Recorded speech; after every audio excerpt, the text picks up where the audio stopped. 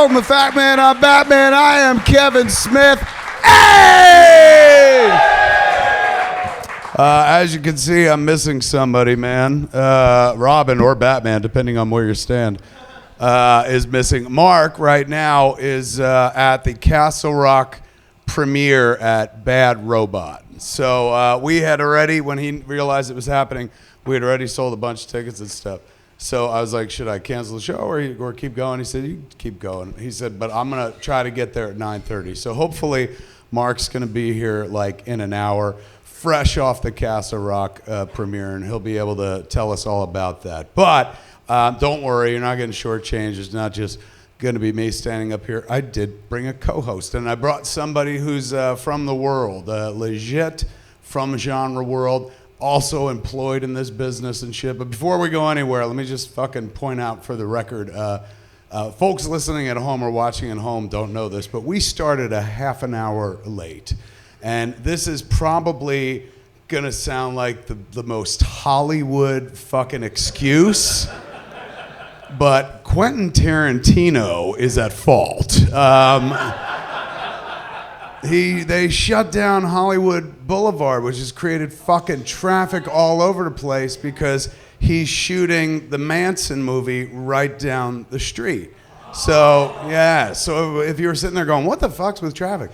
That's what it was. I, too, was like, what the fuck's with traffic? Apparently, they've turned a stretch of Hollywood Boulevard into late 60s Los Angeles, in Hollywood. So when the show's done here, I'm a professional in the movie industry, and I understand, like, when we're working, when professionals are working, of course, it doesn't help to be interrupted and whatnot. So responsibly, I should discourage y'all from going to look as a brother filmmaker, but as a Quentin Tarantino fan, like, it's happening a few blocks away. So when the show's over, go fucking look, man. Like, oh my God. I saw Quentin direct up close once on the set of Jackie Brown years and years and years ago. It was interesting and stuff. But look, man, they're fucking turning back the clock and spending a fuck ton of money to do so. Because if you're shutting down that many blocks in Hollywood Boulevard, you've got cash. So that's the only reason I was late. I love being able to blame it on another fucking filmmaker. But going forward tonight, I do have a co-host. He comes from the world, man. He's a writer on Supergirl. That's how I met him. First episode that I ever directed of Supergirl. Supergirl Lives. He wrote. He co-wrote, but mostly he wrote. And we were there in the trenches together. He came up and as I made the whole episode, and I was like, look, fucking stay the whole time. Like, learn to direct. I mean, you're learning from me, but fucking still, you'll learn something and shit. We'll go through the whole process together. You can take over sometimes, because I'll be baked. Like, it'll be fantastic. And so he came and stayed the whole fucking time.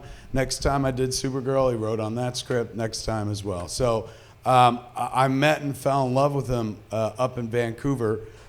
He's got a bunch of experience in the world, and he will help me hold down the fort until Marc gets back. Man, give a warm fucking Fat Man on Batman welcome for my co-host tonight, Eric Carasco, ladies and gentlemen.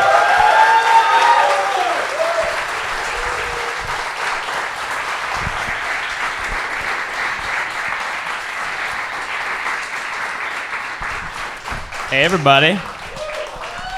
This is Eric, man. Eric, tell him how long you've been working on Supergirl, and tell him, give me your bona fides. Oh, this is my third year on Supergirl. We're going into season 4 right now, so I've been on since season 2, when you first directed. Right. Yeah. I just What were you finished my doing first before episode that? of this year.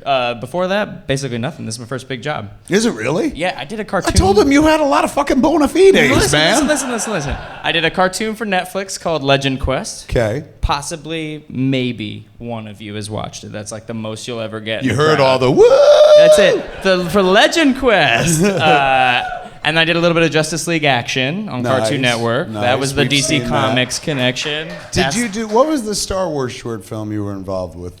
Oh, it was Hoshino. It was a Star Wars short that we did. And you can watch it on YouTube, right? Yeah, it's got Anaconda in it.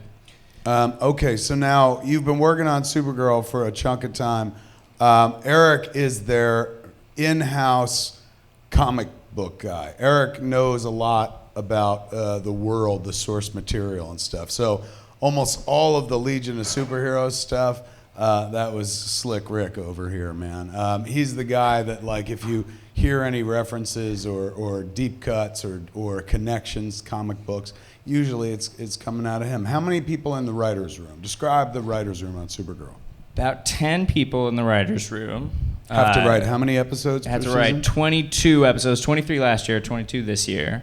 And we muddle our way through. And I actually started giving out prizes when people spot the Easter eggs now, because I get so excited when people actually notice the Legion of Superheroes stuff or the specific issue references we stick in there. So I saw somebody on Twitter at San Diego Comic-Con this year at the Supergirl panel cosplayed as drunk Lena Luthor. From our episode. Yeah, it was the first time anybody's ever cosplayed as a specific line of dialogue that I wrote. It was from a scene where she like smashes a wine glass and she's drunk and Kara comes in and she smashes a glass and says, "Look, I made a metaphor." And somebody called that out, like, and then asked a question at the Supergirl panel at Comic-Con, and I was like, it's fucking crazy. Lena Luthor's been almost killed 11 times on the show in assassination attempts. When is she getting a bodyguard? That was the question she asked. So her cosplay was so fucking specific to something that you wrote. Yeah. That's crazy. That's like me seeing Silent Bob cosplay or something like that. You're like, I wrote and created Drunk Lena Luthor. Drunk Lena, specifically. I wrote and created. I did not play her. That was a little different. Still, man. Could have jumped in and understudied. What is all right? So how many episodes do you, as a staff writer, get to write? All those shows are co-written, so there's at least 2 writers on every script, and I've done 9 now. I just finished my first one of season 4. So yeah, you're doing about 4. Your name's on 4 a year. So, but they're split up with other people. There was a trailer for that they dropped at Comic-Con, which is a lot of footage, mostly from like last season and stuff. But the tail end of last season, we saw a setup for what was essentially the female version of Red Sun, Mark Miller's very famous Superman storyline that tells a story about what would have happened if the rocket from Krypton landed in Russia instead of the United States. Fantastic fucking... great comic. Elseworlds miniseries, one shot. Can't remember if it was more than one, bless you. Many, I think. So now it looks like they're doing, well, that's what it looked like the tail end of last season, like the very button, like this took place in Russia, and it kind of seemed like it. Is that? Yeah, 100%. 100%. But we said that. I can say that. You can say it out loud. Yeah. It'll be Red Daughter, I guess, instead of Red Sun. But right. But yeah, that's what we're doing. Is that the main storyline? No. There's more. They've announced our kind of big bad this year is Agent Liberty from the comics, Dan Jurgens' character. Yeah. So everybody knows. There's a lot more going on in the season than just the Red Daughter thing, but we will. And everybody knows already that the big bad's going to be Agent Liberty? They announced that Sam Witwer's playing. Did they do that last year? Darth Maul. Really? Oh, the voice of Darth Maul. And Darth Maul in Solo and in Rebels and in Clone Wars. So. And then my God. Did they announce last season who the big bad was going to be? Yeah, because they brought out Odette, for the rain so stuff. Like rain. So I guess they have to in advance every year. Did a bit of press. All right, man. We got a professional with us, and we've got a fuck ton of news to get through because Comic-Con just ended fairly recently. Before we dive into that, I also want to thank the good folks at Comic-Con International, Eddie Abraham particularly. When I went to do my Hall H panel, like every year, Eddie goes to introduce me. First he gets up and he's like, there's gonna be cursing, just to let the audience know and shit. And then everybody gets up and leaves with their kid. So he got up and he introduced me. And then as I went to leave, he hung out a little longer. And then he started talking and saying nice things about me. And I was like, oh, fuck, I'm about to get whacked. And then he said, so because of that, we're giving you an Inkpot Award. The Inkpot Award, for those who don't know what it is an award that the San Diego Comic-Con's been giving out since 1974. If you look at the list of folks that win it, it's for folks that, have given something to pop culture or something like that. If you look at the list, it's an incredible who's who of everyone I grew up idolizing. And, you know, I knew this award existed, but I always figured, like, all right, man, one day, if you get to be like Stan's age and you're still around the fucking Comic-Con, they might toss one of these your way. Turns out I nearly had to die. That's it. And so they were like, we better give him one fucking fast. But it was so incredibly moving. Like, I legit wanted this. And I said it like on Babylon. I said it in a tweet as well. And then some people like kind of kicked back at it going, yeah, right. But it's so fucking true. Winning that award meant more to me than like winning an Oscar. Winning an Oscar is like, I know I'm supposed to be a filmmaker. That's like how I got introduced and whatnot. But I don't, like, that's just one thing I do. So I don't really consider myself that 100% of the time. And I also have never really tried to excel in that field. But I like being in the world of celebrating popular culture. This show is that. I don't sit on this show and talk about like my stuff. I really sit on this show and fan out about other stuff and whatnot. So I don't know. For me, it felt like I was getting the award from a community that I do feel deeply fucking connected to, as opposed to one where I've always felt on the outside of. Man, it was really fucking sweet. But now I have nothing to shoot for whatsoever. That's it. Yeah, that's it. You Pretty much. Pinnacle. Maybe that's why they gave it to me. Like, would you please stop here? Now you just had to win a fucking Oscar or something small. No, fuck that, man. Unless they give them out retroactively. If they ever decide one day, you know what, we were wrong. Tusk deserves something. Then a special Oscar. I would fucking show up in a tux. I'd fucking be like so apologetic. You get the Shirley Temple special Oscar.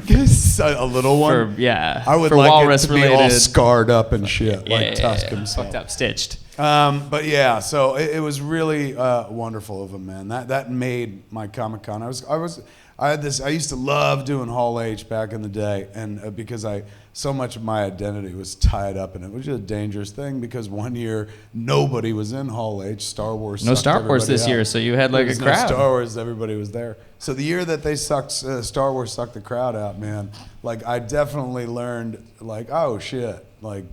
This doesn't dictate your worth. Like, you know, I was always scared. Like, what if I go out there and nobody's in the audience? I won't be relevant anymore. And then I did go out there, and I learned very quick that fucking people are like, look, we like you, but we love Star Wars. And so off they went. So ever since then, I've had like a real touch-and-go relationship with it. I did it the year after. I didn't do it last year. But then I was scheduled to do it this year. And, you know, I was kind of, it was something that all weekend long, I was on the IMD boat interviewing people and stuff. And I had shows at night, so I was like working all weekend. And that was the one aspect of the weekend I was kind of least looking forward to. Because it's a big fucking room, and it's like, I can't pull fucking, it used to be 6,000. Somebody said this year it's 8,500. I'm like, Jesus fucking Christ. With no Marvel here, are you crazy? And so I was like not looking forward to it. And the folks were sweet, man. They fucking showed up and packed the fucking room for my Hall H thing this year. And I'm sure a lot of it was like, ew, look, he didn't die. But like, regardless, it was fucking really nice. I don't care if they were there for the freak value of like, he's still alive. Or if they come and hung out, and it was really fucking sweet, man. So it was, I don't know, it was a wonderful way to end a very busy Comic-Con, which has yielded a fuck ton of news, which I guess you have aggregated for us. I have Googled. Yes, I have Googled. I have done. Oh my God, Marc Bernardin taught you his secret skill. The Google foo. Yeah. All right, folks. We are about to dive into the first section of Fat Man on Batman, and that's always the news. And Eric Carasco here has went and dug up some fucking news. Give it up for Eric, the news hound. It was hard. It was really hard. I've got a whole folded up piece of paper here. I know. Look at it, man. Look how much homework I did. It is a little ratty. But yeah. I folded it up, put it in my back pocket. All the news that fits, I guess. You want to go movies first? You want to go TV first? You want to actually do some comics first? What do you want to Fire it away. Your dealer's choice. Let's just talk about Comic-Con. The area around it. This thing you'll like. Did you hear about the Marvel Experience? There's a Marvel Trauma Center at Comic-Con by Petco Park. Okay. Did you hear about this? No. There was no Marvel. It was kind of a weird con because there was no Marvel there was no Game of Thrones there was no Stranger Things there, a lot of the usual suspects kind of, and no Star Wars really. So the only big Marvel presence aside from animation and some of the TV stuff was this trauma center they set up so that people who were, quote, traumatized by Infinity War Part 1 and all the people who got killed could come and get some fucking hugs. And they literally had like counselors up in front, people out in seats and stuff, and somebody would be like, so what are your best Marvel memories? What are your favorite lines of dialogue? Who are you saddest about leaving us? It was like a Leftovers episode about Infinity War Part 1. Who paid for this? It's Marvel. It was like an official Marvel thing. You got like a shirt and a donut at the end, and they were like, here you go. And then they took you out. This'll make you feel better. Yeah, it's like, here, eat a donut. That's happiness. And then they sent you outside, and there was like a photo op with a giant, incredible Hulk. And you could come inside his warm embrace and get a hug from the Hulk. So you probably saw, like, people hashtagged it and stuff. And you can find, like, photos of people just getting a hug from a giant Hulk. That is fucking on their amazing. way out. It was just really, like, sweet. That is what they call now at Comic-Con an activation. An activation. An off-site activation. It was off-site. Yeah. So that means, all right, so it's an off-site activation with none of the expensive cast normally attached. Yeah. I think Marvel every year is going to be like, fuck Chris Evans, man. We're going to hire a local to hug some people. We still got press, and all we had to do is pay for a dozen donuts every day. That's a genius idea, man. That's really fucking smart. It's one of those things you want to find out. Whose idea was that? And cite them out. But yeah, somebody gets a day off or something for that one. But it was a very Marvel-like con, other than the banners that hung up on the lamppost celebrating 10 years of Marvel movies. It was, Marvel-like. You guys are going to see that, like, as we go through the news, there's a shit ton of DC stuff.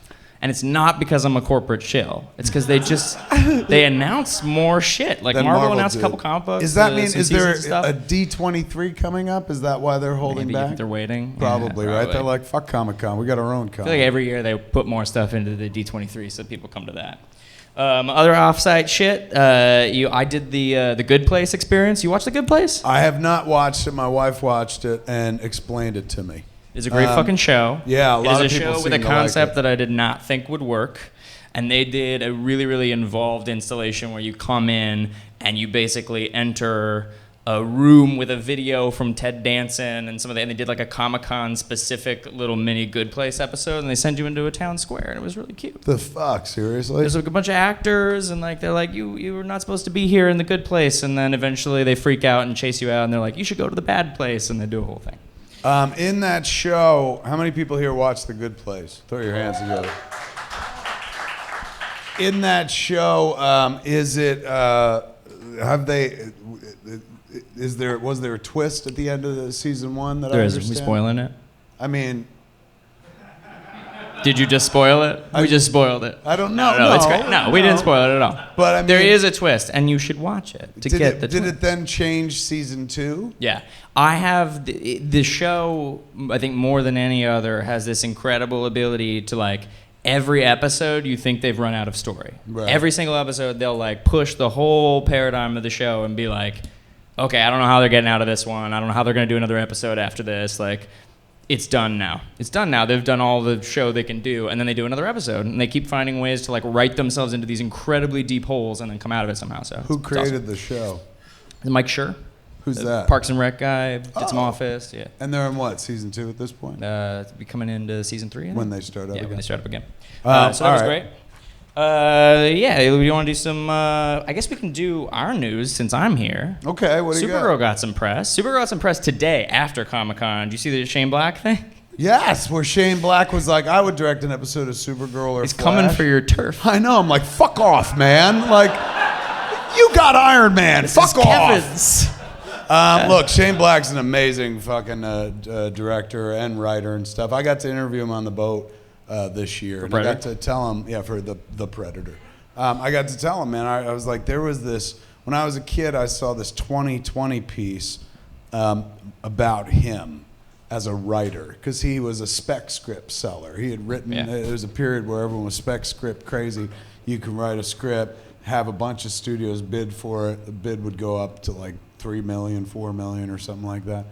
And so he was a rock star writer of sorts. And so they 2020 like followed him around while they were making The Last Boy Scout, while they were on set there. And I remember that was the first time anyone had ever like lionized a writer. The rumor that had always come out, or the joke you'd always heard, is like nobody gave a fuck about the writer in the movie business, and yet here was this kind of young kid who was like commanding respect, huge fucking business and stuff, and he was being cited as the sexy, not because like he's in front of the camera, but because he's behind the camera.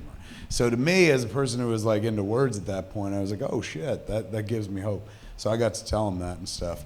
So if he wanted to do those, of course, I already told him yes on Twitter. I'm sorry. Fucking cheating bitch, man, you fuck.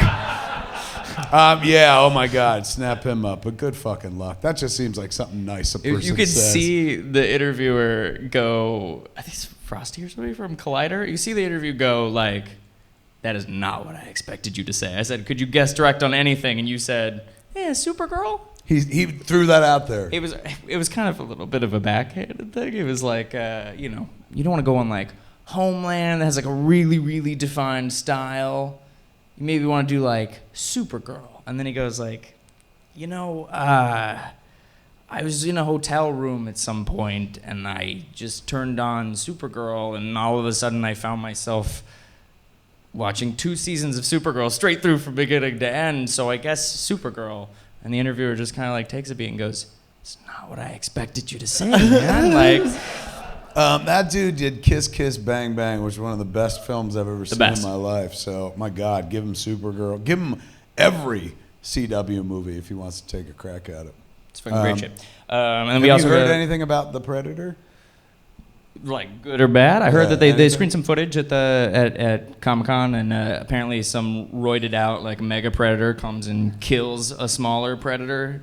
He predates the predator and rips its head off with the spine still attached and shit. If you were scared by the predator, this time we've got a bigger predator. Yeah, Shane was literally like, you wanted more of that. We figured that like the first couple movies, the predators kept losing to humans, and then they would like come back to the planet and admit defeat, and so other predators would start roiding up and be like, "We're gonna go back there, we're gonna win this time." So now that's what they're doing. That's the idea. That's the idea. There's a whole predator culture you don't know about. We're gonna learn about. So we're gonna learn about that in the Predator. What else we got? What was the other Supergirl news? That was a big one. There was the big news that was covered by all over the place, mainstream outlets and stuff. Was we're doing the first transgender superhero on television or anywhere really, yeah, and Nicole Maines is playing her. It's his character. They Nia brought her Nal. out to San Diego. So she came out. She's on the panel. Round. She was on the boat with us as well. Who is she playing? She's playing Nia Nal, new character this season. Right. She's got some connections to Dream Girl from the Legion of Superheroes, and she's going to be the superhero Dreamer. Really? Yeah. Holy fuck, man. That's awesome. This year seems to be about vigilantes. That was what they threw out in the trailer. Yeah. That I saw. Wow. So when did you know that was happening? Right at the start of the season. So before we went in knowing, knowing we were going to cast this part, we went in knowing we were going to write to this part, and we were working accordingly. Always been incredibly progressive and diverse as well, so it makes absolute fucking sense. That's huge, man. So how does one go about writing that? It was an experience none of us were familiar with, so we had some folks from GLAAD. This guy Nick from GLAAD came in, and we've had people come and visit the office and talk about their experiences. Some activists. Nicole herself is an activist. Right. This is her first acting gig. I think she's done other stuff before. Not a ton, but she's amazing, and she's gonna be so good. I look forward to that, man. Yeah. Shit. I go up to Supergirl. When is it? I'm doing episode 4. I'm doing an episode. I shouldn't say which one because I don't think they've announced it yet. And I could still get fired if they dig through my tweets. When is that? When is September or something? Something like that. Something like I don't remember the date. I probably should have looked up the day before. It'll be fun, man. I look forward to it. It'll be my first time back in my 4th Supergirl episode. Yeah. A good time. All right, what else you got? Your girl Danielle Panabaker is directing a Flash. Yes, Danielle, who plays Caitlin Killer Frost, Caitlin Snow, is going to direct, and she's the first I think the first actress in the CW universe, Yeah. in the Berlantiverse or in Arrowverse. At least in these shows, yeah. To make the move to directing. Some of the actors have. Tom Cavanaugh has directed a couple episodes for Flash. But why not? Why not Danielle? She's been around like since she was a kid on sets. Actors and actresses make amazing first-time directors. They always hit the ground running because they've aggregated a style. You sit behind enough directors over the course of your career, you're going to sit there and go like, I would do that, I wouldn't do that, I would change this and stuff. So you're going to have a take. That's why actors tend to make the crossover very well. So I'm sure she'll do fantastic. When you were on set, was she like asking you shit and like watching from behind the camera and like? She, if she wanted to learn anything, no, she wasn't asking me anything. We would just sit around and chit chat and stuff. But I remember at one point having a conversation with her about Lexi directing. Lexi was a script supervisor on Flash for a while, and then she became a director. And she should have been directing forever because nobody knew the show like she did, right? So. Tom had directed, and we were all sitting around, I guess, on a set at one point, and I was just saying, like, the general, you should all fucking take advantage of that. Like, you should all direct while you're here. You'll never find a safer, more welcoming environment than the people that you work with every week. Nobody here wants you to fail. Everyone here wants you to succeed and stuff. So, like, Ollie is before you leave the show, before the show ends, put in your bid like Tom. Try to direct an episode and stuff. So maybe she was listening. So you did this? No, she was. I'm sure she was working on this for a long time. I think she shadowed somebody last year. Yeah, when you do one of these, you got to shadow somebody. There's like a directing program. If I remember correctly, I think she did. I think she shadowed Lexi, but she's been working toward this for a bit, man. That's gonna be huge. Great what they don't want is like one of us to just be like, anyway, I'm directing one now. Like they want people who care about it and who have learned about it and who know their shit. So. I wonder if they'll give her a Caitlin heavy episode, or will it be Caitlin light? For a first-time director, I imagine they'll be like, look, she can't fucking wear that many hats. We'll probably, Caitlin goes away this episode and then comes back at the end like, what did I miss? Credits. Yeah, exactly. Other TV news. Clone Wars is coming back. It was the 10th anniversary of the Clone Wars at Comic-Con. And they went through and did a panel. They did a reunion panel. They brought back a bunch of people. And Dave Filoni threw up a trailer and was like, we're doing more of that shit you like is coming back in style. And people went crazy. People went fucking bananas. They never finished the storyline. It was a little unfinished. It kind of was like, and Ahsoka's off doing something. And what, did they just move on to Rebels? That was it? Yeah, there's a gap between them, and they moved on to Rebels. But apparently they're going back and finishing Clone Wars with another tour of duty. And it's going to be like 12 episodes next year. So that was like... shockingly, some of they kept that under wraps. Very quiet. Very quiet. I talked about it on Babel, and I might have talked about it on Fat Man last week. I think this is their backdoor way of bringing Ahsoka into live action. Yeah. Because it's a female character that, is strong, and there's a base that knows the character incredibly well. Big support for the character, huge fandom. Why not cross her over? There are very few Princess Leia stories they could do anymore. Yeah. They're never going to recast that part. So, Princess Leia is more legacy character at this point. With Ahsoka, you can bring in somebody and... You can tell new stories. She's off for some period of time between Clone Wars and Rebels. It's also going to be on the Disney platform, so I think it's going to... Their streaming service, I think it's going to help launch that and get that going, so... She's also just a visually interesting character, too, which is something that, that Star Wars always benefits when... A character always benefits in Star Wars.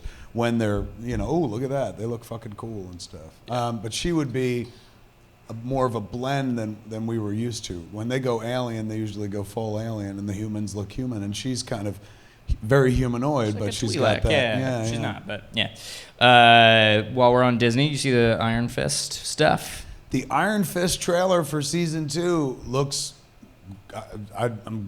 thank God Marc's not here. I think it looks great. I thought it really looked great, man. I heard a story or read something about the cat that did season 2. It's a different person altogether. And, do you mean Raven? What is it? Raven Messer?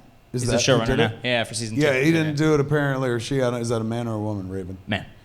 He didn't do it first season, no. Iron Fist. Yeah, he knew this season. And apparently it's like great. I worked with him on Sleepy Hollow, and he talked to me at one point about like, let's get in and do a big focus on the choreography and make it like good kung fu movie shit. Yeah. Which you kind of want for Iron Fist. Yeah, that was a thing a lot of people had complaints about in season 1 was like, it's Iron Fist, man, it's going to look amazing. The fights suck. And, and when Daredevil's fights are beating your fights, like, you might want to rethink it. He's not the Iron Fist. Yeah, that guy's blind. So we're all getting Iron Fisted a second time, and this time we're going to fucking enjoy it. Yeah. Put me in charge of marketing, Marvel. Sure, let's do it. Get him the tagline. We got a Buffy reboot coming. People like Buffy the Vampire Slayer. It's from Joss Whedon, so we don't have to worry about like, is this canonical? Is this the right shit? Joss Whedon and showrunner Monica Usubreen. Who's that? A fucking amazing writer, did Alias and Lost and Fringe and created Midnight Texas and yeah.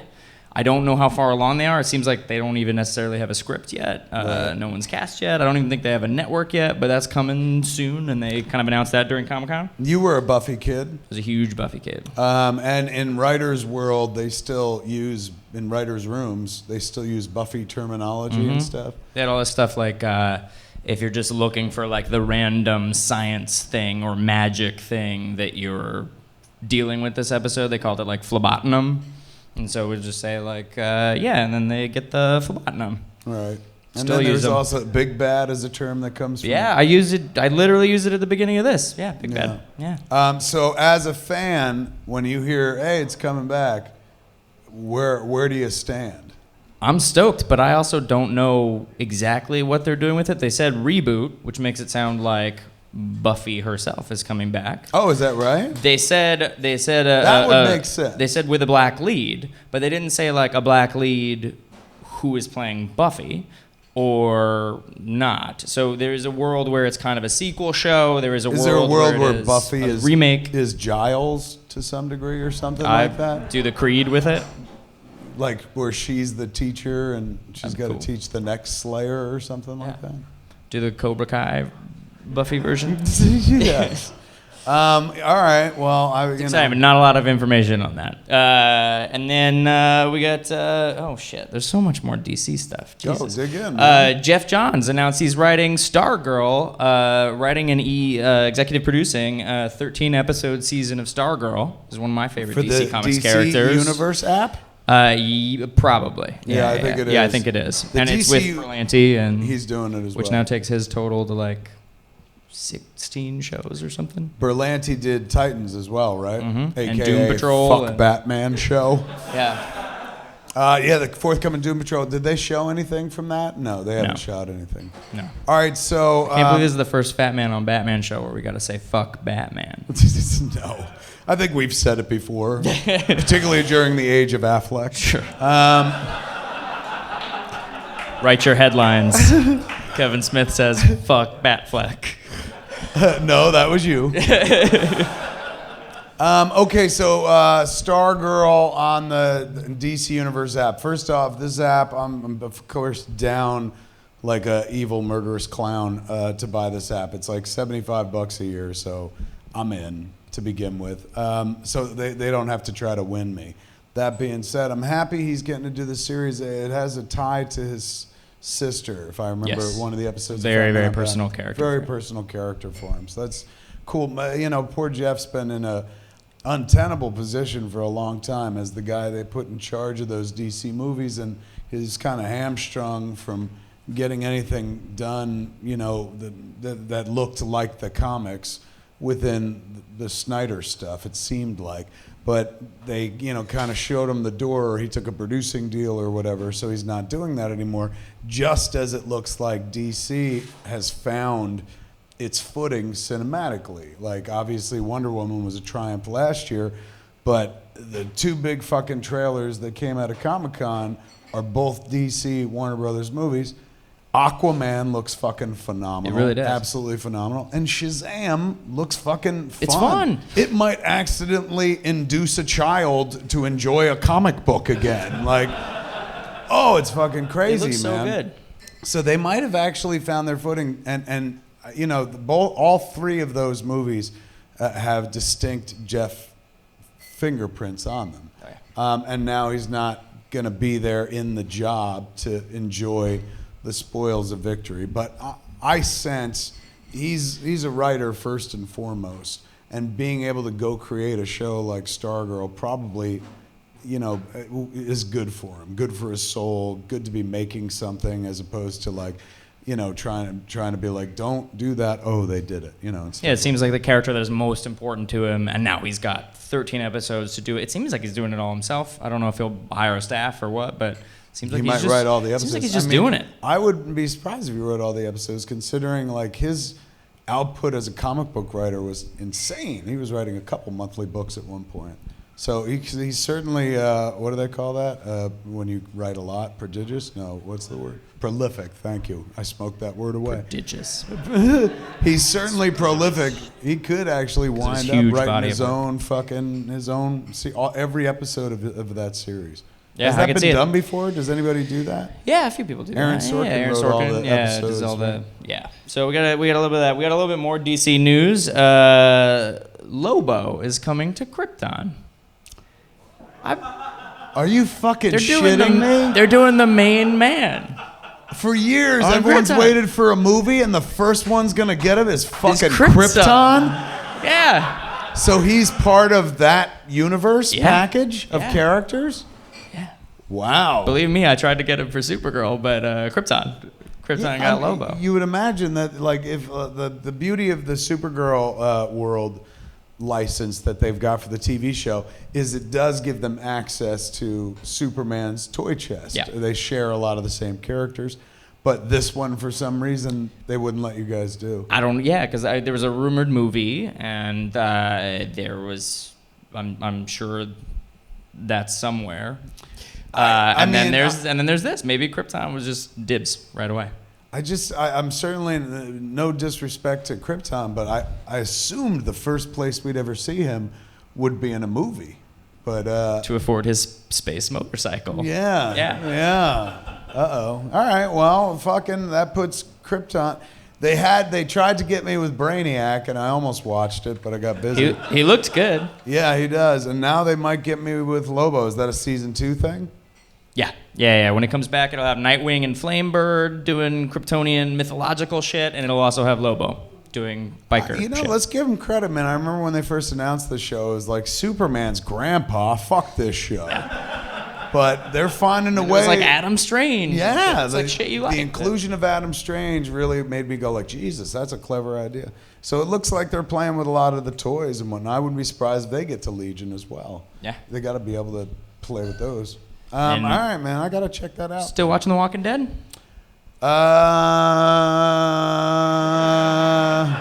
Andrew Lincoln is leaving The Walking Dead after this season, and he gave like a whole statement in their Hall H panel and was like, "It's gonna be my last season playing Rick Grimes, and I love the show, and this season's the fucking best." I believe Hall H gave him a standing ovation. It was 10 years. 10 years on this show. Is he really?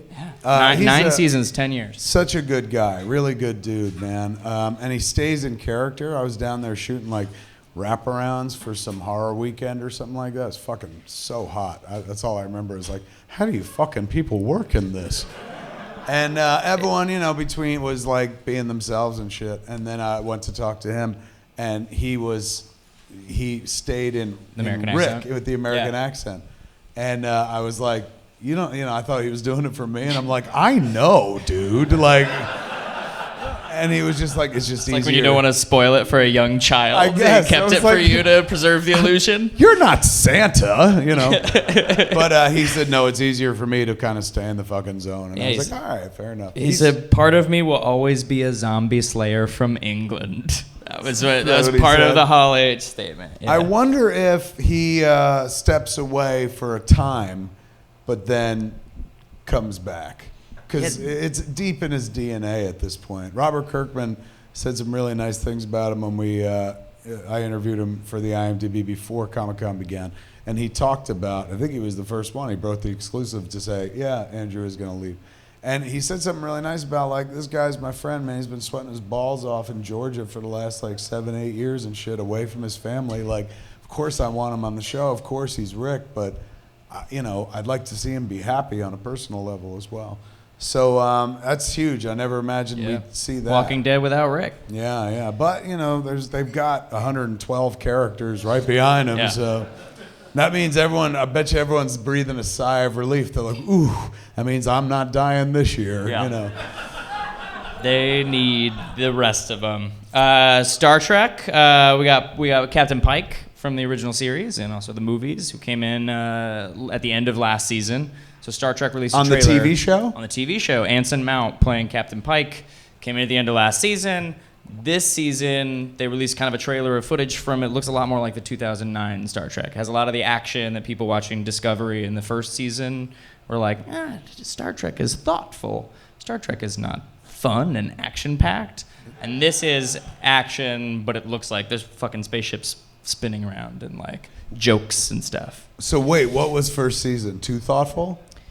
Or somewhere in between, I think. Not as thoughtful, very action-y? Yeah. It still had a lot of action. It still kind of looked like the Abrams-verse movies, the 2009 Star Trek, but it had a lot of like slower moments and pullback, fewer jokes. This looks like they're kind of embracing the kind of fun of it, a little bit more of that Alex Kurtzman tone. Getting further away from classic Star Trek and becoming... We'll see how Trek fans feel about it. But they are bringing in Spock, so at some point. What? Yeah. That was announced a while ago, but then they haven't cast anybody for it. Oh, but it's not going to be Zachary Quinto? I don't think so. But at some point in the trailer, they say, like, Spock is away, and we don't know where he is, and we're trying to find him. So because that show takes place like a minute before Star Trek happens or something? Pike's pretty young in it, so. That's right. Oh, my God. All right. Well, that makes it... Well, you know, I watched the first 2 or 3 episodes of that streaming series, and the one thing I walked away with was like, man, that makeup is complex. Like the Klingon makeup. Klingon faces can barely move all that makeup. Jesus, it just I couldn't get into the plot very deeply because I would just sit there and be like, what time do you have to wake up and get in the trailer for that kind of fucking makeup? So I might jump on this season. I bought the app. I got the app. I just never watched. You might the as well episodes. if you have the app. Totally. For God's sake, man, watch the show. Right? So big movie news. This broke right after Comic-Con, like the day after Comic-Con. Robert De Niro in negotiations for the Joker movie. Wow, man, who's he gonna play? The Todd Phillips. They didn't say. They said some sort of TV personality. Oh, I did read about this. He's playing a talk show host or TV personality who has helped shape the Joker's personality or something like that. So I don't know if this is like I don't know what type of TV personality, but maybe somebody Pumpkin. fucked up. I assume it was the Scorsese connection that brought that into being. Gotta be. They've got him. They've added, what's her name? Frances McDormand is playing the Joker's mother. And, of course, they've got Joaquin Phoenix. Joaquin Phoenix has a big penis. Yes. Who did they just say? Was it the girl who played Domino? Yeah. Zazie, what's it? Beats? I think she's been added to the cast. Yep. So, yeah. So they're going. They're moving. They are. They have a release date, too. It's during awards season in 2019. I heard it's a really good script. So, yeah, we'll see how it goes. I'm telling you, man, once again, harkening back to that fucking Aquaman trailer, it looks so fucking fun. Doesn't it look like what Guardians did for space? That's what Aquaman does for the oceans. Yeah. It just creates a world. And it looks for the oceans and the desert when he jumps out into it at the end. They're like, he's not just in the water. Yeah, they're like, Aquaman in the desert. Holy shit, that's his kryptonite. It does. It looks fucking phenomenal. It looks like it's got a bit of Game of Thrones to it. Looks like it's got a bit of Black Panther to it. Looks like when they were making it, they were like, what do people like? And they just put all that shit in. I mean, there is a straight up like Wakanda shot in it where they like emerge into Atlantis. All that's missing is her going like, we hide this with technology. Exactly. But hey, man, steal from the good ones. You might have something on your hands. James Wan's great, yeah. And the fucking armored sharks look amazing. The scene in the trailer, the sequence with young Arthur where the fucking fish like all start staring at him and shit. I know the fish are a little CG heavy, but like, sure. My God, yeah, very. I mean, they look like more like Nemo than anything else and shit.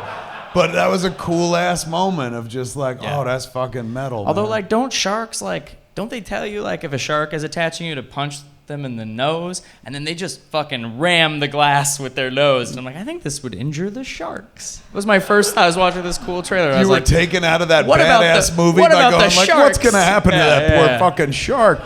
I was sitting there going, good, fucking man-eater.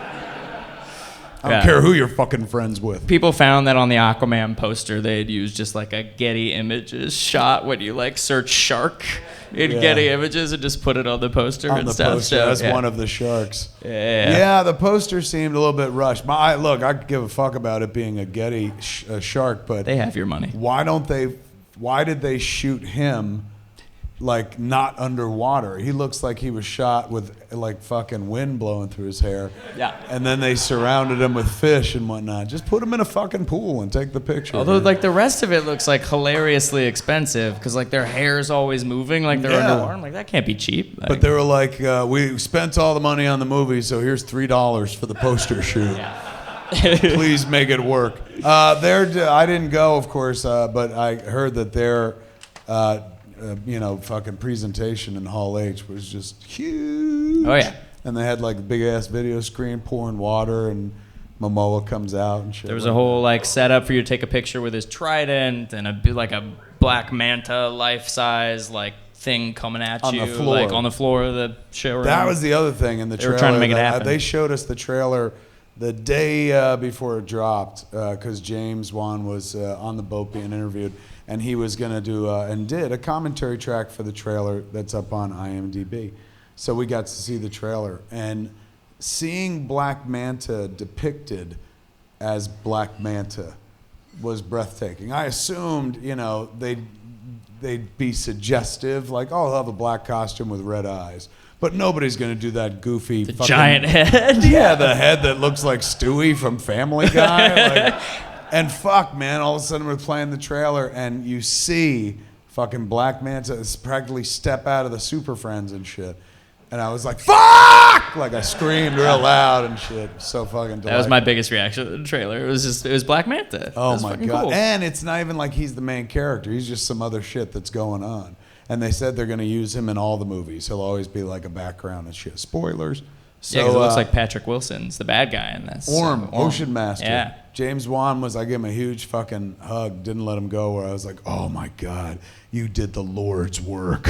I was like, this is fucking phenomenal. You gave the fucking King of the Seven Seas his dignity back and shit like that.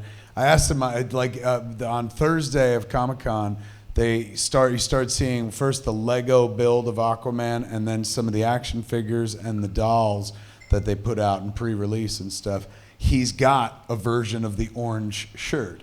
And the only Aquaman we've seen in any of these movies so far is practically bare-chested or armored and shit. But he's got the orange fucking shirt.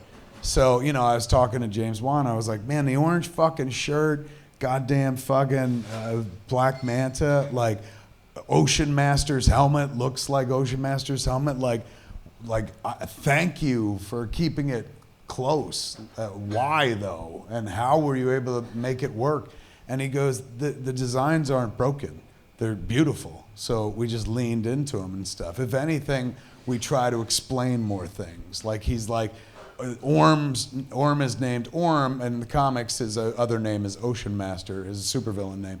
And he's like, and we found a way to make Ocean Master work. And he's like, we found a way to make this work. So for him, it was like, not like these are logical things to be like fucking puzzles to be figured out, but he's like, there are so many cool elements you don't want to fucking throw out. Let's make it make sense in this world instead.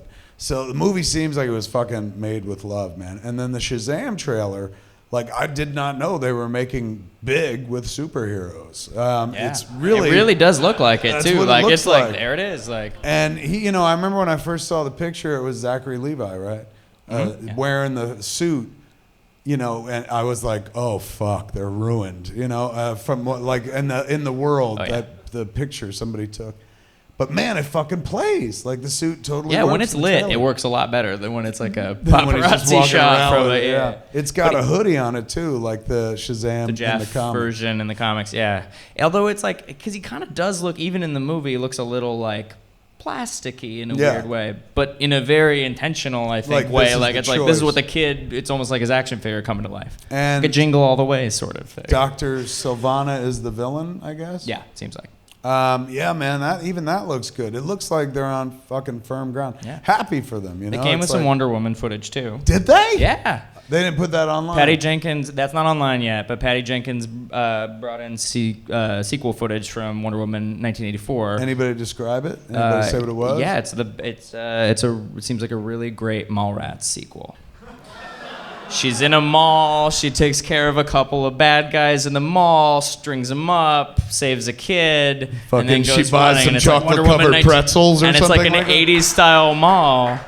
Which, if you saw that Stranger Things trailer, 80s malls are in right now. That's right. It's the new Stranger Things teaser. They did the same thing as well. 80s mall with a Walden books and stuff. They did a really genius spot with it, because I remember when they used to do mall commercials, when malls would open up, and it was very much like that fucking commercial. All right, so they didn't show any Cheetah? I don't think so. Didn't seem like it. Way too early. Yeah. Do you and they didn't say why Steve Trevor's back either. I'm hoping it's Marc guessed that he's the Martian Manhunter. Oh yeah, I remember listening to that cool one. Idea. Yeah. Do you think they do Cheetah with a costume, or did they do Cheetah as a mutant? I think they'll do Cheetah as a costume. Oh my god. Could you imagine? They can always save mutant for next movie.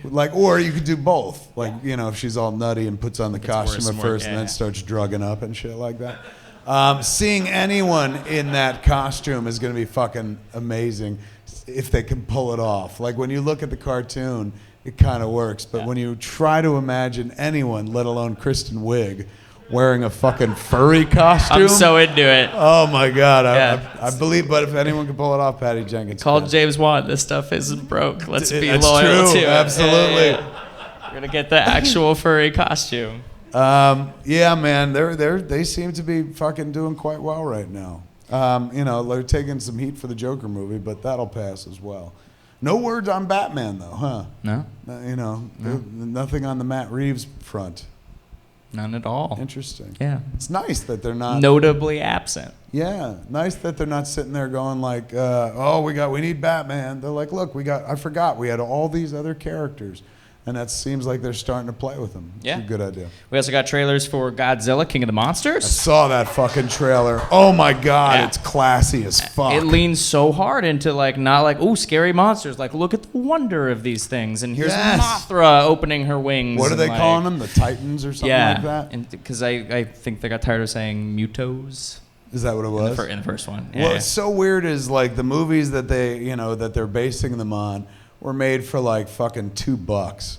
And now so expensive. This movie is so fucking expensive. Every time they show one of them, it's like, oh, that's not a puppet.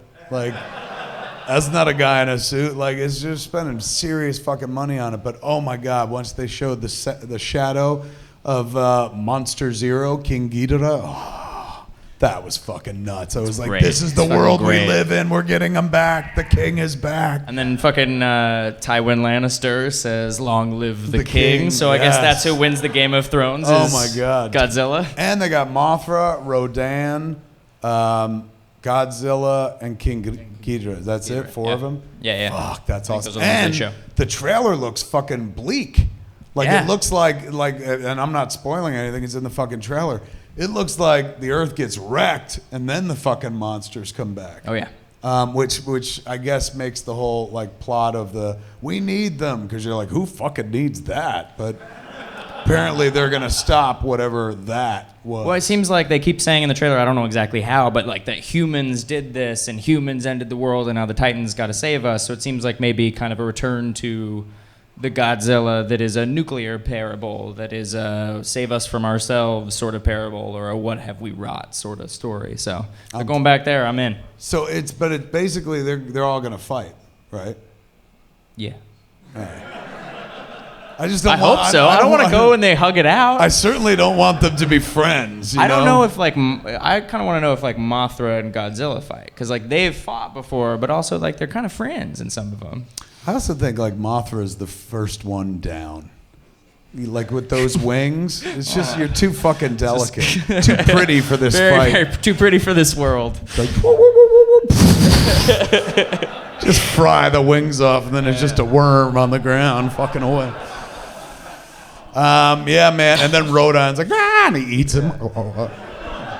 There, I fucking read it. You did it. It's done. Godzilla does the weird dance jump from that one where he goes, and jumps up in the air. We'll do that one, and then it's over. And then you bring in Godzuki. It's all good. Yeah, it's good. I can't wait to see that flick. The first one was a little, hey, there's Godzilla. Oh, and he's gone. There's Godzilla. Oh, and he's gone. Like, they just did few shots. Like, way too much human story in that. I don't give a fuck about a human. Just show me a giant monster stepping on shit over and over. You can make the movie 10 minutes long as it's just that and shit. Yeah. Like, just destruction, fighting, credits. Done. I got a lot of shit to do. I'd be happy if it was shorter, man. All right, so we also got a trailer for Crimes of Grindelwald, the new Harry Potter movie. I didn't. A little bit of that action. I still haven't watched the first. What was it called? Fantastic Beasts. Yeah. I've watched all the Potter movies, but I didn't watch Fantastic Beasts. Did you? No. Do you know? It's. I love Harry Potter. Yeah, read all too. the books, midnight releases, watched all the movies. Okay. Just Fantastic Beast. Never got around to it. I missed it for other completely not. I wasn't boycotting it or anything. I missed it for legit reasons. And then it never kind of came around for me again. I wasn't like dying to go watch it. And I don't know why that is. Should I watch it? Is this a thing that we like? I heard kind of bad things and then I heard kind of good things. I don't think I've heard anything whatsoever. Like, and neither good, bad, or indifferent. Nobody has ever said like, "Oh, you got to watch this shit." I love the world, world, you better and I will fucking skip this shit, or "Oh, this shit is mediocre." Like, nobody's ever comment. I don't think I know anybody that's ever seen it, but it made enough money for them to do it again, I guess. At a certain point, I just kind of forgot. Like, and it wasn't like a on purpose sort of thing. But for me, it was more like, hey, man, do you love Harry Potter? Well, this ain't that. I don't know who this fucking guy is, but he's going to America. And I'm like, oh, fuck, I live there. Those other movies were fun because I'm like, I don't live over there. Yeah. This one looks pretty cool, though. This one goes back to Hogwarts a little bit. This has Jude Law as Dumbledore, has a cameo. Oh, this is the one where Jude Law comes in. Yes. And we got a little bit of Nicola Flamel cameo at the end, so there's a little bit of Sorcerer's Stone connection to it. So it looks like they're trying to... explain that. What do you mean? Harry Potter and the Philosopher's Stone, Harry Potter and the Sorcerer's Stone.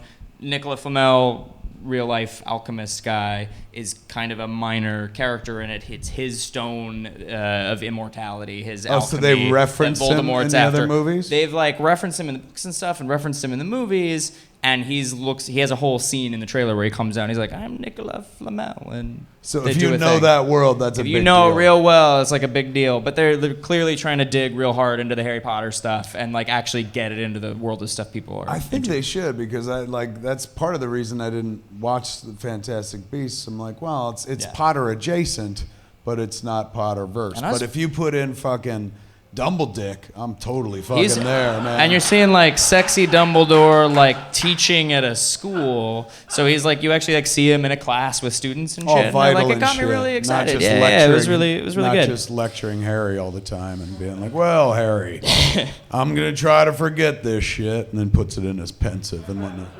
And then there was Glass, also a superhero movie. Got your M. saw Night that Shyamalan trailer. Glass. Yes. It's a fucking good trailer. M. Night Shyamalan years ago made a movie with Bruce Willis called Unbreakable, back at a time where nobody was really making comic book movies anymore. And it's a wonderful flick. And then he went and made, years later, Split. And in the tail end of Split, spoilers, 1, 2, 3, Bruce Willis is sitting at the fucking counter of this joint, and he is his character, David Dunn, from Unbreakable. So the whole world was like, holy shit, this is a backdoor Unbreakable sequel, which sounds dirtier than I meant it, So everyone got happy, and then M. Night was like, yeah, I'm gonna make another one called Glass. And if you know Unbreakable, Sam Jackson's character is Mr. Glass. So think about it. That movie aged incredibly well. The comic book movie's fucking huge now. Everyone beat up on M. Night a few years ago, so he's gone through his fucking like, we love him, fuck him, and now he's back. Done. Now we can do this. So we're in the middle of a Shyamalan-assance of sorts and whatnot. And like, this movie looks legit fucking good, and he laid the track really back does. in the day and worked with Sam Jackson before Sam Jackson was the Marvel guy. So now it's like all the ingredients are fucking there, man. It made sense for him to do the movie. And the fucking trailer looks phenomenal. It's great. Poster that one looks shot great. of the fucking guy from Split just running like a fucking animal across. Oh, it's great. Yeah. It's really good. All of it fucking fantastic. So yeah, when does that come out? Anybody know? Ooh, I might have it. They might not have said. January 18th, 2019. Oh, we gotta wait till next year? We got a ways to go on that one. Fuck. Yeah. All right, a reason to stay alive. Yeah, a lot. What's your newest? Harry Potter's this year. Everything else I just said was in 2019, so stay alive for a while. Yeah, man, the Harry Potter thing, they just got to keep throwing in some characters and shit from the other world. That'll get me interested. Yeah, that's great. Although I'm sure they're like, we're doing fine without your fucking $10. Go fuck yourself. Fucking muggle. What else we got? That's it for the big movie trailers. I got comic book news since it is a Comic-Con. Fire away. There Let's better do be some let's do some comics news. Because I always feel bad when the movies take over and all these comic books are coming out. There is source material where they get all those fun and expensive movies from, man. The source material is still good, they tell me. I'll be honest with you, though. I don't read a fuck ton of comics like I used to. And not because I'm like, comics suck. You know, I had my era, and then both the big two flipped continuities many fucking times, and you know, I don't blame them. That's how you get new people to come in or keep old people maybe interested. But you know, the world I was interested in, the continuity I came in with in a post-crisis world, like once DC went New 52, I was like, oh, all right, well these are for someone else, not for me. Yeah. And I get it. I get that they have to do this, but there was a certain freedom in like, oh shit, I don't have to read everything anymore because this is not my universe. And I think there was a lot of people that did the same thing. Same thing happened with Marvel. Marvel also rebooted a number of times, even before DC. You know, they were the ones with Heroes Reborn back in the day.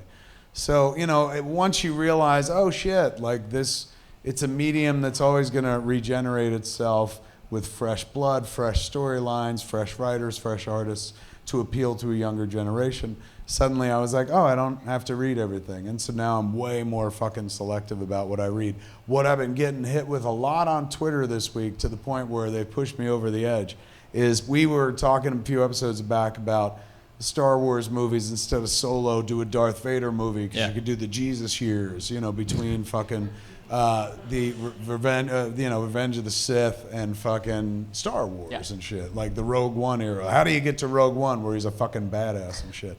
And so people were like, well, why don't you just read the current comics that, and I forget the name of the writer.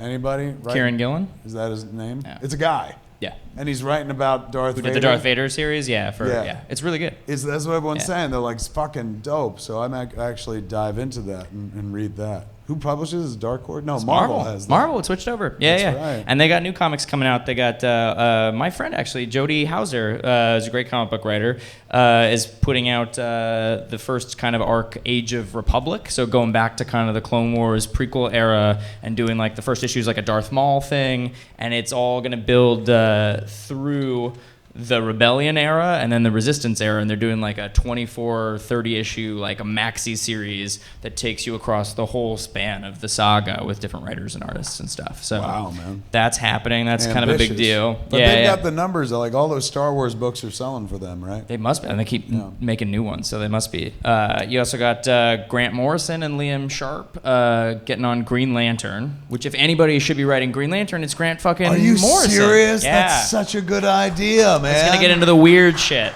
I know Jeff is a big fan of the character, and he did some wonderful work with it, but that would make me pick up a Green Lantern. I love when Grant Morrison does mainstream, because he takes the toys that you think you know how to play with and shows you how to play with them in a very different way. Yeah. Sometimes he's like, stick this one up your arse, but still, it's always very fucking interesting. And you're right, he's an imaginative fucking guy. Give him the character who's supposed to be the most imaginative fucking person in the DC universe. The ring, you know, goes to the fucking person that it needs to. And so one would assume, if it went to Hal Jordan, since the ring is powered by imagination, that he must be the most imaginative person in the DC universe and stuff. And still, every time, he's like, a giant baseball glove, hammer. you know? Yeah. So I would like to see what Grant Morrison does with the character. He will build some fucked up constructs with his ring. What's so weird about it is that, like, I expected them to announce it and him to be like, it's going to be the craziest acid trip you've ever been on. He said, no, Hal Jordan's a space cop. We're going to do it like a cop procedural in the Green Lantern universe, but we're going to make it weird in the cop procedural world. I was like, that is not what I expected from you, Grant. I think I like mine better. I think he's going to do it. But Alan Moore did Space Cop too, but then there were like other Green Lanterns that were like, I'm a song.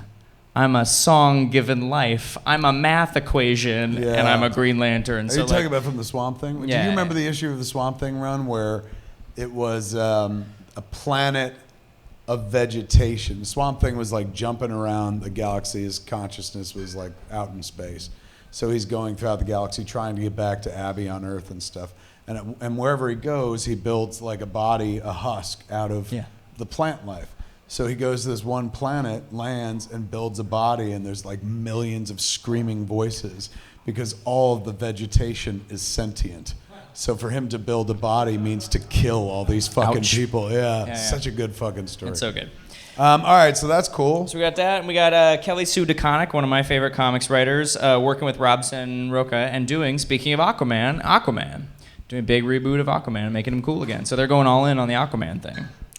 Look, they're going to be launching off that movie. That's probably a smart move. They're going to, I guess, make him look a little more like Momoa. I don't know. They haven't. I don't know that they've released any art from it, but I bet they do something like that. I would imagine that would be the smart play right now if he's what the kids see as Aquaman, go in that direction and whatnot.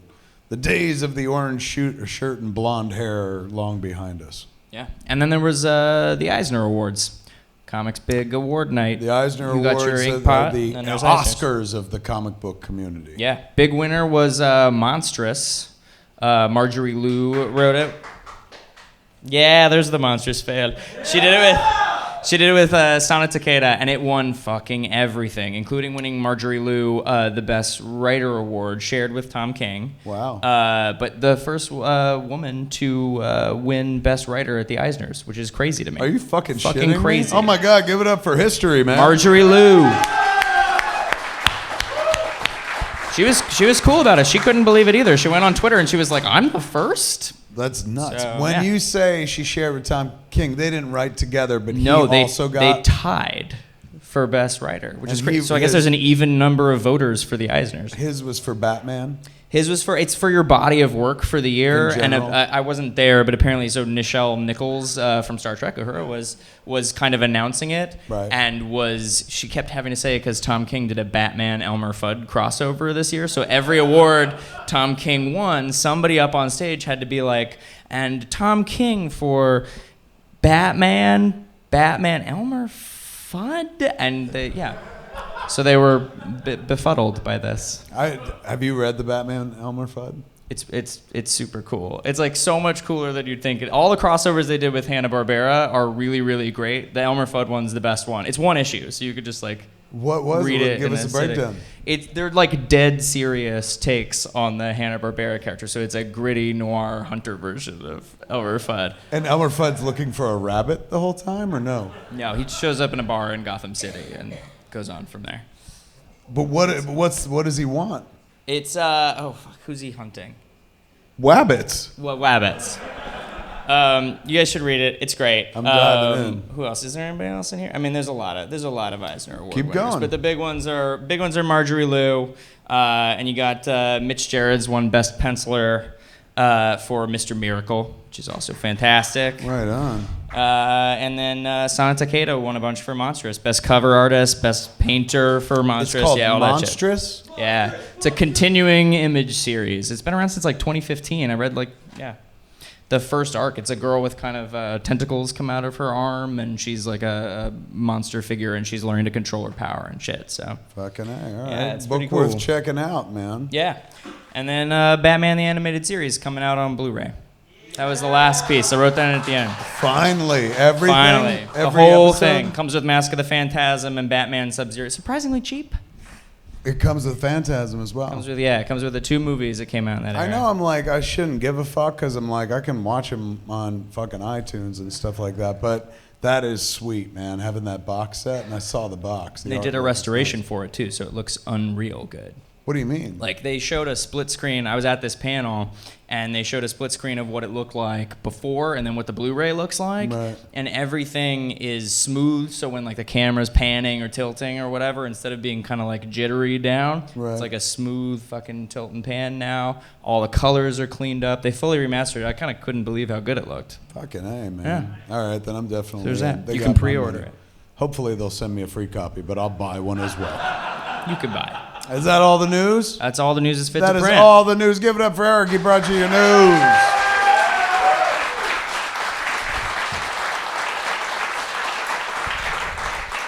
All right, we got a guest that we get to talk to tonight, ladies and gentlemen, and it's for us a friend of ours, somebody that we kind of dig and we're going to work with and stuff. But she's worked in the field. She's responsible for, number one, she's an artist whose work I love.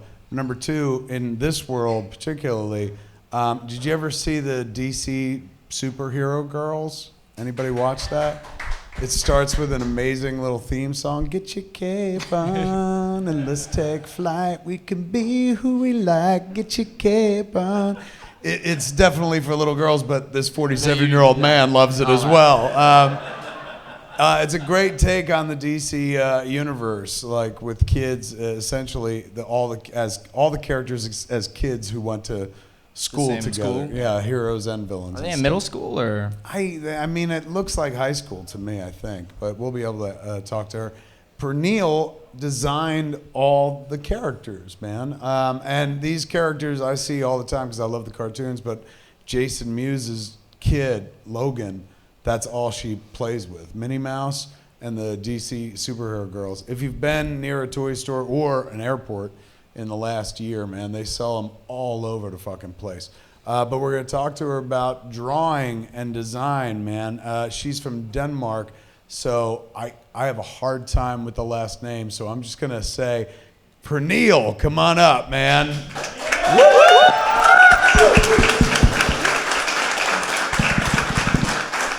Hello?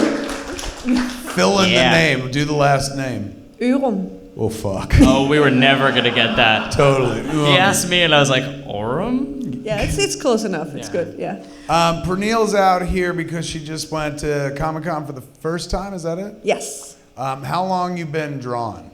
I've always drawn, but I've been a freelancer for the last 4 years. When did you start drawing? When did you know you could draw? I always liked drawing, but I also knew at an early age, oh, I can't draw. And I wish I could, because if I did, I wouldn't fucking subject people to those terrible movies I make. But that was nothing. I had no drawing talent whatsoever. When did you realize, like, oh, my horse looks like a horse? I don't really know. It's just always been the thing that I did. I was always the one in the kindergarten who drew and stuff. When I was, I think, 4 years old, I went to see The Little Mermaid, and I just knew that that's what I wanted to do, so I didn't have a backup plan at all, so I'm really, really happy that it panned out. Yeah, that certainly helps. Yeah. All right, so tell them where you come from. Denmark. What's it like over there compared to here, growing up? Fewer people. Is it a less populated country? Yeah, it's a really small country. There's 6 million people in total. And what was your like pop culture background growing up? Did they get the same shit we get here? Yeah, but like in a smaller run, we had a really cool guy who went through all the comics that came out here, and then he published some of the stories into like what he thought would make a cohesive story without publishing everything. So, but there wasn't a lot of it, but I used to go to all these, they had these weird shops. Imagine 12-year-old me, and half the shop was comic books, and the other half was porn.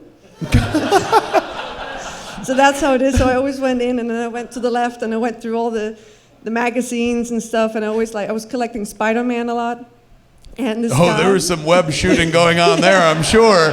Was there like until you walked in, then they're like, everybody quiet down, little girl's here. All right, she's fucking gone, back to it, fuck. Was there a curtain or anything? Yeah, there was some sort of a curtain, but I didn't really... There was a guy going left, right. Well, Denmark was the first people to have free porn, so... But the Were first they? country, What do you mean free porn? Or porn that it was legal. That happened in the 60s. Oh, but you still had to buy it. Yeah, I think so. Yeah. I was like, free porn, I'm moving to Denmark. Yes. Okay, so at a young age, you're into as many comics as you can get your hands on and stuff. When did you, I guess with Little Mermaid is when you realized you were a Disney kid? Yeah, I always wanted to do animation. My plan was to go into 2D animation, and I went to school to become an animator. But as soon as I got out of school, it turned out I had to work with 3D and visual effects, and I never got to draw. So I ended up, I actually worked in London on the John Carter movie. You worked on that? Yeah, I did some of the aliens in the background, and that's when I realized that I didn't want to do that, so I quit. Why? How did you come to that conclusion? Was it long, or was it just like, this is not what I would do? What did you do? What did you do exactly? Design a character, draw a character? No, not at all. I had nothing to do with drawing. I was just animating. So it was when I was... Oh, shit. Look who's back, ladies and gentlemen. It's Marc Bernardin. I'm saved. We were just in the middle of speaking to Pernille here, man. Hi. Tell us, so wait a second. So what was I happened? just talking about before I got fucking hugged? John Carter. John Carter. So what is the difference? So when you say animating, what do you... It's because when you work in 3D animation, you don't draw, but you more move around the characters. So all the principles that I learned from doing animation, I could apply those to a 3D character in the computer. But I didn't need my drawing skills. So I ended up sitting there drawing while you do something that's called rendering, where you move the character around and then you make the computer play it out for you, and it takes like half an hour sometimes. So I would sit there and doodle, and people around me were very surprised that I could draw. And that's kind of like when I started realizing, okay, this is not where I want to be. I want to be with other people who can draw. I don't want to pursue that dream. So I quit and moved back to Denmark and started figuring out to become a character designer instead. So in that instance, are you scared because you're like, oh shit, like I had a legit job in animation, but it wasn't. Like Yeah. You got your dream, but you hit the target but missed the tree. Or Yeah, something. it was really hard. I realized really quickly that I didn't want to be there, but it took a long time for me or 7 or 8 months for me to realize that was like I needed to do something about it. I moved back. So how did you make a living? Afterwards? Well, really quickly, I know a lot of people in the animation business in Denmark. I started doing background and a bit of animation as well, just to keep afloat. And then I got hired by a gaming company. And while I was there, I got contacted from Warner Brothers, and that's when I went freelance. So Warner Brothers just contacts you out of the blue? How's that happen? Had they seen your stuff? Yeah, they saw my stuff online. I have an Instagram where I post my work. So basically, first of all, I got contacted by Mattel, and I did a few takes on what I thought that the DC superhero girls would be, but we couldn't agree on how the show was gonna look. Right. So we split ways, which happens all the time. But then Warner Brothers came in and took over the TV show, and then they ended up liking the designs that I had done for Mattel, and they called me back in, and I ended up designing the whole thing. So what does that entail? That means like somebody says, here are the characters' names, these are the concepts, bring it to life. Like you don't start with any imagery whatsoever. No, they sent me, because a lot of artists have done different versions of different heroes. So they go in and we like this look and we like this part of it. The main characters took a long time to design. Like we went through a lot with, for instance, Wonder Woman and how the whole look of the show was gonna be. It was gonna be based on my art style. But later on, when it was the Granny Goodness, you're not gonna spend months working on her. It was one of the quicker ones. So we just look at imagery and a bit back and forth, and you create them more quickly. Barbara Gordon's character, her Batgirl, it's a hoodie that makes her Batgirl. Was that you? Yeah. That's so fucked up because it's beautiful. Number one, applause for that. Thank you. But it's on all the toys and dolls, man. Yeah. I'm really proud of that. That was one of my favorite things because it seems like why not? Why it's right there. Yeah. It was incredible. And when I looked at it, I was like, oh fuck, nobody's done this before. What else did you get to bring to it where you were like, oh, nobody's done, like when you walk away from the job, what do you go like, these are the 3 things that I love about everything I did? Well, the main thing that I really love is the shoes. Like, it's the fact that I was the one who was persistent that they were flat shoes. Because I've always been annoyed when you see superheroes running around in high heels. Like, I can't walk down the street in high heels. So it's like, it didn't make sense. Some women can run from a dinosaur in high heels. It's true. I've seen it in the movie once. She took them off in the second one, though. That's true. So wait, the characters originally, they were like, put them in heels, and you were like, hey man, can we put them in flats? It was very Monster High in the very early stages of it. Right. And then we pulled it. And that's also when Warner Brothers came in. So the thing I'm most proud about is the fact that kids could wear the outfits that I put them in, like all of them.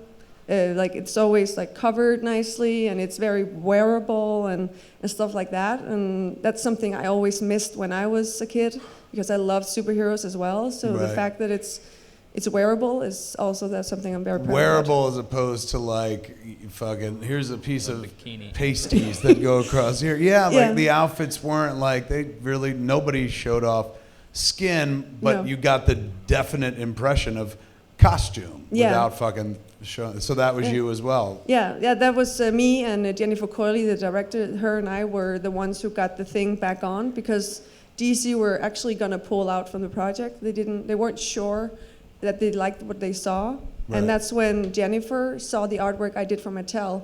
So she just took the artwork without, because it had to be fast, she just took my artwork, drew on it a little bit, and just sent it to DC, who were like, okay, if you're gonna do that, we can do work with you.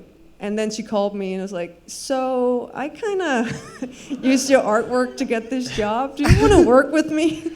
So it was like a backwards way of doing it, but it was great. And so so we worked really close, even though I worked from Denmark while I was doing it. So she was here and you were all the way over there, but I guess it don't matter via online. No, it was actually perfect time-wise because I had the whole day due to the time difference. Right. And then I could turn something in at the end of the day, and the next day I would have feedback and stuff. This is just what I want to take a moment to shout out. Like, there's an entire generation of kids, and more importantly, an entire generation of girls who are being presented with a version of the characters that you put together that are body positive, you know what I'm saying? Like, without the mandatory, like, look at this, fucking shows off the curves and shit like that. Yeah. That's, I mean, who knows what happens to that generation, you know what I'm saying? Like, somebody's shown something different, maybe they kind of take it in a different direction. You might have just changed comics history a little bit. I hope so. Like, I definitely tried to contribute. I saw a lot of amazing kids at the Comic-Con wearing outfits that were based on the stuff that I did. Like, I just wanted to run over to them and like, I did this, but I thought, Mom! The Danish woman's all over me! Yeah, but I think it wouldn't have gone on too well, so. That is fucking phenomenal. So number one, where can they find your work online? What's the Instagram? It's Pernille Orum. Good luck. Yeah.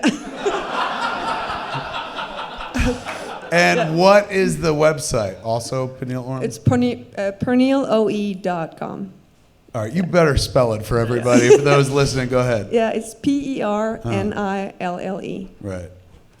What do you do? What were you doing in San Diego? Do you have a table? Yes, I was lucky enough to be invited by the Gallery Nucleus from LA. They have a few amazing artists that are showing from their booth. So they asked me to come over, which was pretty big because it's my first con ever. I had no idea what I was stepping into. It's insane. What'd you make of it? It was insane. I think I still need to digest because so many things happened and you had no idea. Like, I didn't see any of the stuff you guys were talking about, but I saw some bunch of other stuff. We saw a completely different Comic-Con than you saw. Were you in? Are they in Artist Alley? No, they were They're up right next on to the Marvel. floor? It was pretty good. Next to Marvel. I holy was fuck. I was looking at the new Marvel video game, the trailer. I'm definitely buying it. Marketing works. Yes, it does. September 7th. When you know the date as well. Yeah. Holy shit. What does one do there? Do you bring prints to sell and stuff like that? Yes, I have a new book out that just came out Thursday that I brought, and I have 2 older books where one of them you helped me out with the forward. I wrote so a forward thank for you. one of them, yeah. And then a bunch of prints. And I did an eye mask as well, which sold really well, which was kind of cool. A what? An eye mask for sleeping. Like for the plane? Yeah. You made one? I got some made. I produced some, like I designed some. I got pins. Eye masks? Yes. What does that have to do with anything, man? Well, so wait, you designed it? Does I it have like designed it little and I got it drawings on it? produced. So it I thought am it was so fun. lost. I know. It's so wait, is that a side business? You're like, I also believe in good eye care. They've got No, like I just- art on them. Is that I almost, by the way, I thought it was weird too, Yeah. but I almost bought one. what do they look They're pretty like? fucking cool. Well, there's one that's like looks like a face in the drawing style of mine, so it's like eyes, and the Right. other one is just a part of the cover from my new book. And they sold? They People sold were like, really I'm well. into this. Not like, this is creepy. No, a lot of people Is came it over. for sleeping? Like a sleeping Yeah, and animal? airplanes and stuff. Do you... You get a beautiful cartoon eyes, though. Like, Does Denmark have too much sun or something? Like, that's awesome. Where'd you have them made? Over there? Yeah, And then had to ship them out? yeah, I had everything with me in bags and stuff. You brought it with you on the yeah, plane? I only lost one, so Lost, what, one mask? one bag. A whole fucking bag? Yeah, I got it back just before. What do you the mean con. I only lost one as if like that's acceptable? Well, I lost 500 books the last time I came over here. What? Yeah, shipping is not easy. I don't think that's losing. I think people are stealing your shit, man. Yeah, I can see why this time around you're like, just one bag. Whew. yeah, that's good. Right on, man. So what are you going to work on next? Like, what are you working on now and what are you hoping to do? Well, I'm doing working with a new license where we're going to do some books, and I did the character designs for that. And I am also working on a feature where I'm doing a bit of character design. Fucking A, man. Now, is in- that gratifying? I think so. It's one of those where they have everything kind of sorted out, but they needed me to take a take on the female lead. So Right. I'm really excited to try that out. And didn't you do one of a book or something like that for the DC superhero Yeah, I girls? did 2 storybooks for DC Superhero Which Girls. ones were they? They were shot down in space, and I should remember the other one. It's the one with I actually forgot the title of it. No worries. But was Yeah. it weird to get that gig? And they're like, can you draw like this? Yeah, the first when they asked me, they're like, I think their style suits really well with this. I was like, they didn't know? no, like a lot of people don't know that I worked on this show, so it's So they're like, wow, your style's going to be great. It's just like this. You're like, it sure fucking is. yeah. Makes this fucking Dane very melancholy Yeah. when you don't fucking acknowledge that. Well, that happened at Comic-Con actually. Somebody came over and they were looking at my prints and looking at my booth, and they were like, I think you're just stealing your style from DC Superhero Girls. And I was like, well, Well, I fucking love your work. I was first exposed to it when you did a piece that Ralph put up on the screen on Hollywood Babylon. I was yeah. like, on Yoga Hosers. And then you also did me and Ralph as well. It's beautiful, beautiful stuff. And I loved the character design of the DC superhero girls, man. I love the Thank you. ethos of the whole thing, but fuck, they were just insanely well designed, adorable to look at. Hopefully you keep fucking going, man, and hopefully you check back in next year. We'll hear about the feature. Yeah. Me, Pernille, and Eric are working on a comic book together that which I'm kind of happy about isn't set in America. That was our big breakthrough. Like we were sitting there going like, wow, we could set it here, but we're like, why don't we set it in a place? It wasn't originally Denmark. It was like where? It was Switzerland. Switzerland. I was like, in Switzerland, the government funds all the cows. Like it was one of those dopey pieces of trivia I brought back from Switzerland and shit. I was like, let's set the fucking story in Switzerland, man. That'd be nuts. And as we were sitting there developing it, Pernille was just like, can we, if we're gonna set it arbitrarily in Switzerland, can we do it in Denmark? Because I know what Denmark fucking looks like. And we're like, oh yeah, that makes sense. Let's do that. She was so polite. She was like, Yeah. is there a specific reason that it must be? Like, are you Swiss? Do you know somebody in Switzerland? Yes. And we were like, no, Kevin had a fun fact. Yeah. I was stoned and I remembered something. Yeah. But as soon as we can tell you more about it, we will. But until then, man, continued fucking success. Show them the piece of artwork. Hold it up before we let you go so they could see the steez. Here's one.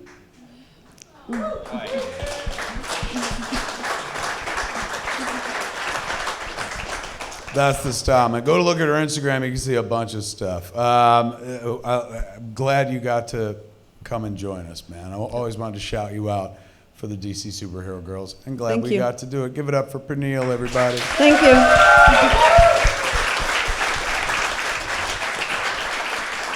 So what I miss? What did you miss? We went through fucking 2 hours of Comic-Con news. So much news. We covered everything, but we've been waiting for you to come back. I saved Castle Rock. We've saved. We didn't even touch Castle Rock and stuff. But this is hardly a bar for 2 people, let alone 3. So while he has fucking held down the fort, man, Eric is ready to surrender his position to Marc. But give it up. Him out. Yeah, way to kick him out. Give it up for the amazing Eric Carasco, ladies and gentlemen. Excellent job, my friend. Excellent job. All right, Captain, tell us about the party. You were just at Bad. How was it? It was pretty awesome. It was pretty awesome. And we got a beautiful screening room in there, so we watched the first 2 episodes, and there was baby cheeseburgers and sushi and beer. So and the entire writing staff was there, which is cool. I hadn't seen those guys in like a year. So it was a lovely sort of celebration for the thing we did way back when. How many episodes? Just 1 episode you guys watched? We watched 2. We watched the 2-part pilot. Any of the cast or no? It was just you guys? Just us. The cast most of them were in San Diego. Right. I got to roll with Bill Skarsgård, who is like a beetle. He is, particularly in that world. Yeah, in that world, it's nuts. And he's like the tallest beetle.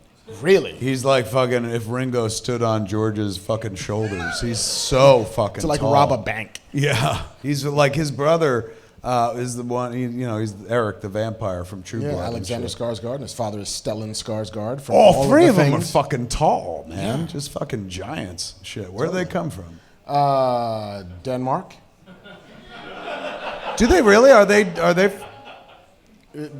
Sweden, sorry. It's the same. No, it's not. I'm so glad she said it because I was just about to. All right, so he was a nice guy. I met him at Sundance. He's Seemed a like super nice guy. Yeah. Yeah, super nice guy. He seems very like, oh my God, like embarrassed by all the Pennywise attention. Yeah, a little bit. Yeah. A little bit. But he's also a little bit like a tennis pro. Like he's tall and thin and a little bit gaunt and kind of louche. Like he's like, listen, I'll totally teach your girl how to play tennis, but I gotta smoke this bowl first. Oh, he's my kind of tennis fucking pro. I think so. Yeah. How was you did the panel when you were in? I did the panel, which was it was awesome and wonderful, but totally surreal because I know everything there is to know about the show. Right. So moderating a panel, you have to pretend like you don't. Like I'm gonna ask you some questions and give some answers that I know what the answers are, but I got to set you up. I got to underhand softball you some shit that you can hammer out of the room. All right, so let's talk about. I told them the story about how I was sitting there and all of a sudden I won an Inkpot. But I understand you have a very similar story. I do have a very similar story. I had a spotlight panel, which I imagine is like what your Hall H panel is like, with 5,900 less people. Oh. Yeah, I'm not in Hall H. I was in like room 29AB. You were in your room at the hotel. Totally. A couple people came in, you left the door open, you guys want a beer? Come on in. Let's talk about comic books. That's what I said to myself going into this panel. I said, listen, I got $20 in my pocket. If when I get to this panel, there are enough people there that with that $20, I could buy each of them a drink, let's go do that. Yeah. But I got there and there was like, 100 people who had showed up, which was super lovely.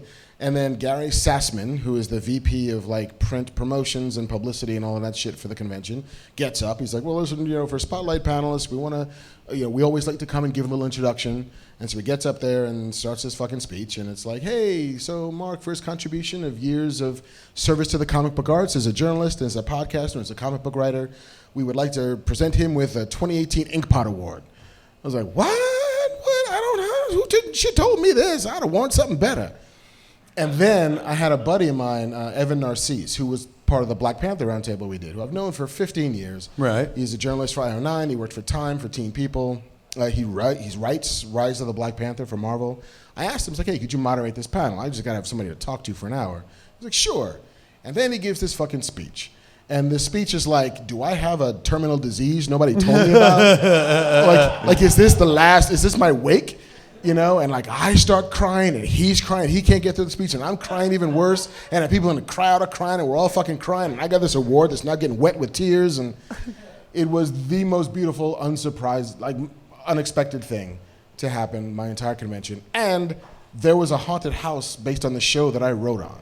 Yeah. Like this was a parade of surreality. For you, it was a weird, wonderful con. It really was. And we'll never get another one like it, I don't think. You know, because again, your first con is your first con. Your first con where something amazing happens. I didn't have words for it. And I still don't, really. It's so fucking wonderful that we both won Inkpots. I know. But not for this show.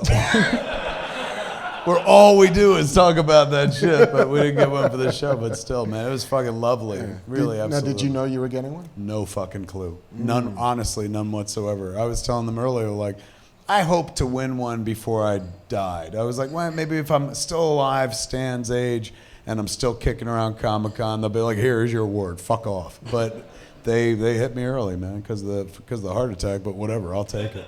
Hey. It was fucking nice. I instantly took it home and put it like on a shelf and just fucking stare at it. Like it means the absolute fucking world to me. Comic-Con was a place I always wanted to go.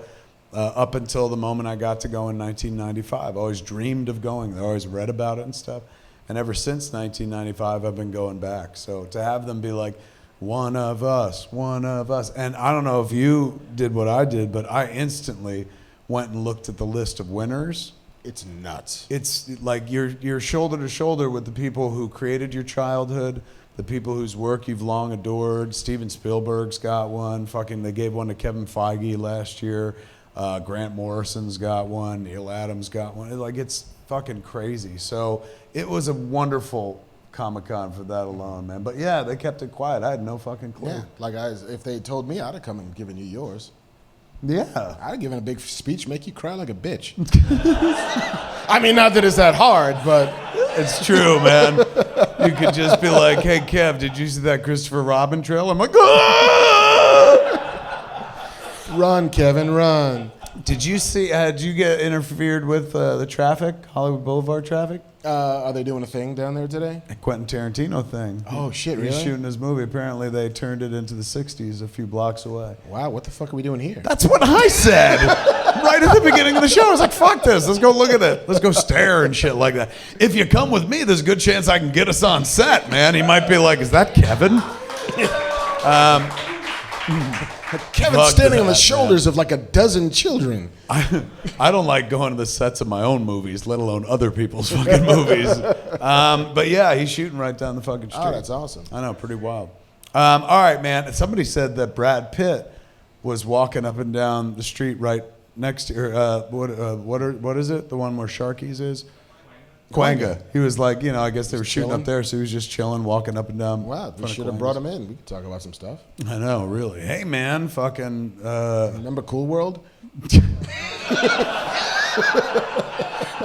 Boy, you reached way back. He's like, man, this is why I stopped coming into bars, because whenever I do, people are like, hey, Cool World.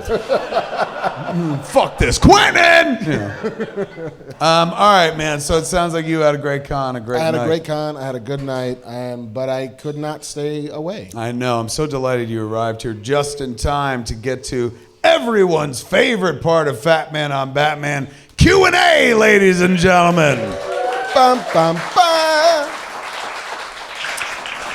As per usual, our good friend Deacon, who works over at 40X, has given us some contraband, man. 10 tickets to 40X Theater. They got it down at LA Live. 2 tickets a pop. So you don't go alone and stuff like that. If you've never been to a 4DX movie, my God, what are you waiting for?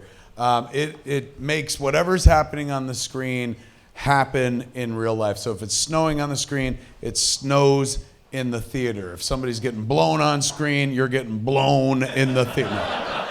You are not. No, you won't. But it's almost as good. It's pretty fucking astounding. If you're going to see a big budget movie and stuff, see it in 4DX. We got 5 sets of tickets, 2 tickets apiece. But we also have, and we thank Deacon for getting those tickets for us, put it together for 4DX and Deacon, ladies and gentlemen.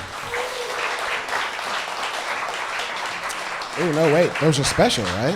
But we also have a 6th little prize to give away tonight, so that means we'll have 6 questions. The 6th and final question of the evening, ladies and gentlemen, will be for a giveaway for 1 pair of tickets to go see The Empire Strikes Back at the Hollywood Bowl. What? With a huge fucking orchestra. The Los Angeles Philharmonic, conducted by David Newman, doing John Williams' iconic score live. Feel the Force on August 9th, 2018, with special screening of Star Wars A New Hope August 7th and 10th, and The Empire Strikes Back August 9th and 11th. Watch the movie on the Bowl spectacular HD screen. It's fucking amazing, that screen. I've never been. This would be, then you want to win these Yeah, tickets. can I ask a question? They will, I believe JC said they were going to hook us up with a fucking booth if you wanted to go watch the movie. Yes, right. This is your year, Marc. Boy, everything's coming up Millhouse. It really is. Yeah, man, if you've never been to the Bowl, this would be the way to go see it. Empire Strikes Back with a huge fucking score. If you can't win these tickets, you can go get tickets right now at hollywoodbowl.com. Hollywood Bowl, where summer plays. So our 6th question will get somebody 2 tickets to go see Empire Strikes Back at the Hollywood Bowl. JC, the proprietor of this here fine establishment, where we do the show every week here at the Scum Villainy Cantina on Hollywood Boulevard here in the heart of Hollywood. Put your hands together so the folks at home know you're real. JC has gone out and picked a person for us to start the Q&A with. What's your name, kind sir? My name's David. Give it up for David, everybody. Hey, David. Congratulations on the Inkpots as well. They're both so well deserved. Oh my God, thank you. What can we do you for, sir? Do you want these? All we ask is that you ask me and Marc a question that both of us can answer. Something that's not. Well, I'm glad Marc turned up because I really wanted this for both of you guys. Okay. So I've been working in the animation industry for 2 years, and this is my first year in which I've been lucky enough to get into the story room, to actually be close to the action, and I know that you know what that feels like. But I'm sure you also know what it feels like to be loving what you're doing, but struggling to find a work-life balance. And there's so much white noise and distraction, especially in this town, that can take you away from your center. And to me, I believe you guys are both proof positive that you can go through this industry without that industry changing you for the worse. And so I would like to ask you both, what do you guys both do to remain grounded, focus on what really matters in life, and blot out all the stuff that doesn't? I smoke a lot of weed.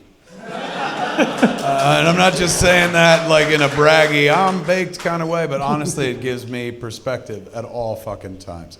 It helps me disconnect from work as well. Sometimes just important to get up in your head and heart and not necessarily be working on your career and stuff like that.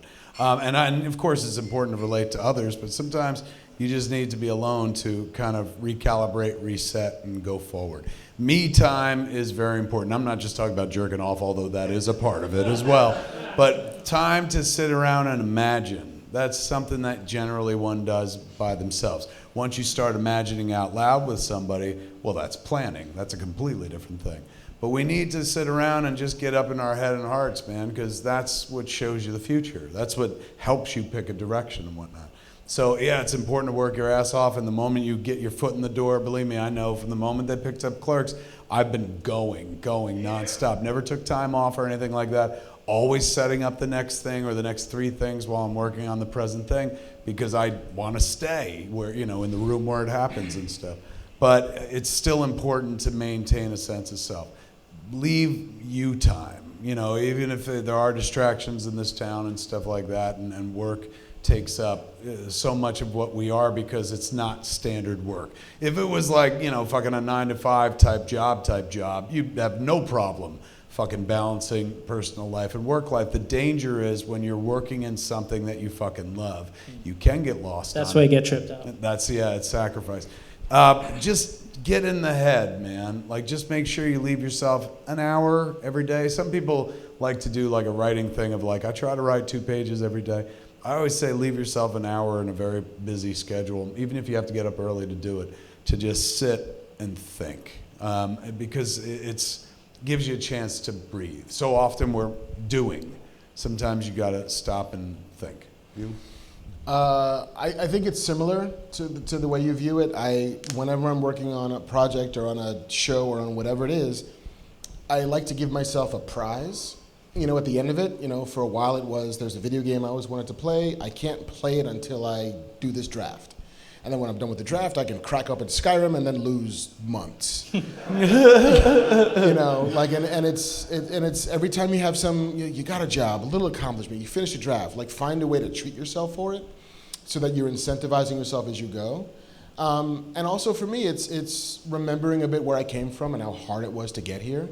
You know, like the how lucky we are to be alive right now, how lucky we are to do what we do, and never forget that, like, there are people to a certain degree counting on you. You know, like, I've got a family, I've got friends, I've got parents, I've got grandparents, all of which sacrificed something along the way so that I could chase this dumb fuck happy dream. You know, and to remember that, like, for them, like, doing the work is not only pleasing to me, and I'm so lucky that I get to do what I love to do, but it's remembering that I'm standing on the shoulders of giants, all of which you never got to see this far.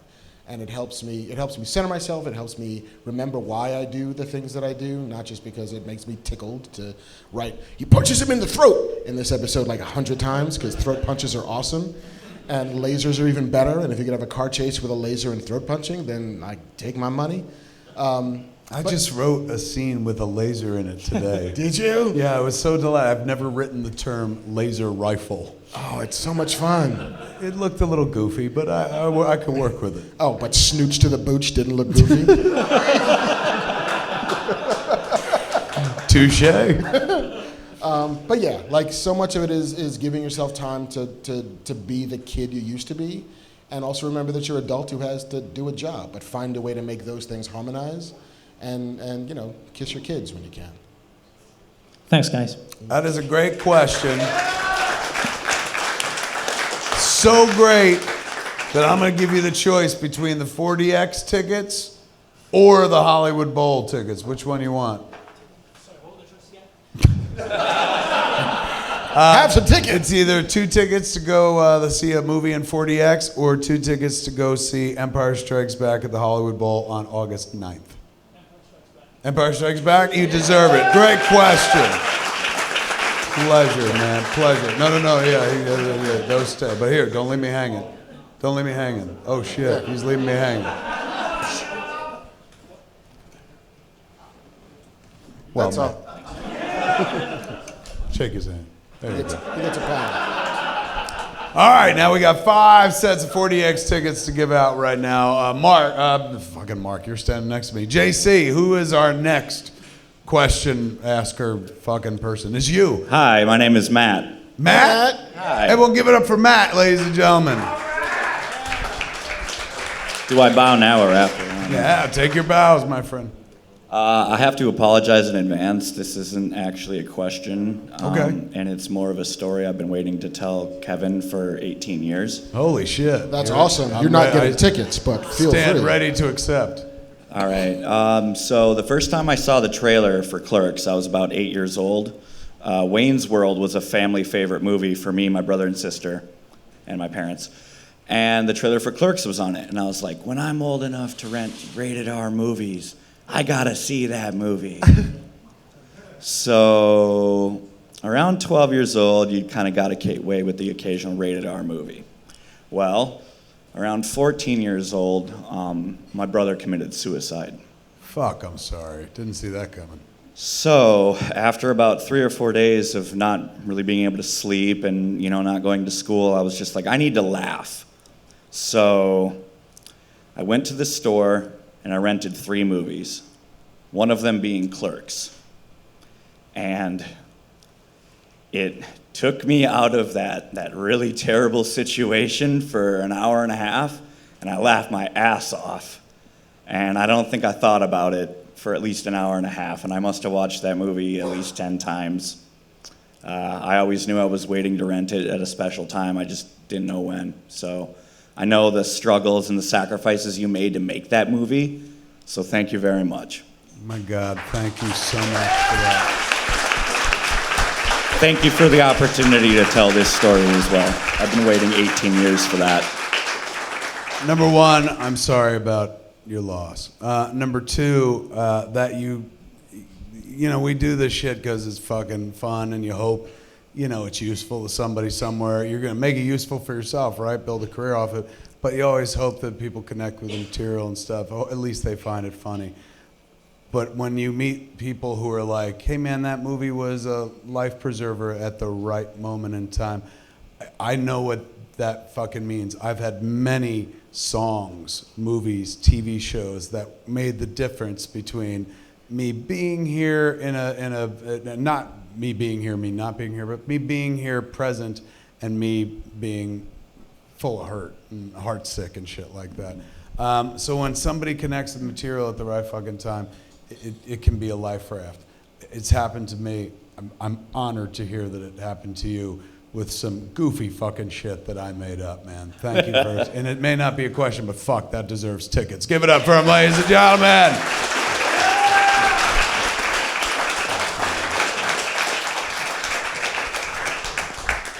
All right, fuck, that's moving. Boy, good luck following that shit, man. Whatever you say is going to seem real fucking small right now. I can't follow that. What's your all. name, my friend? Dan. Everyone give it up for Dan. Thank you. Dan.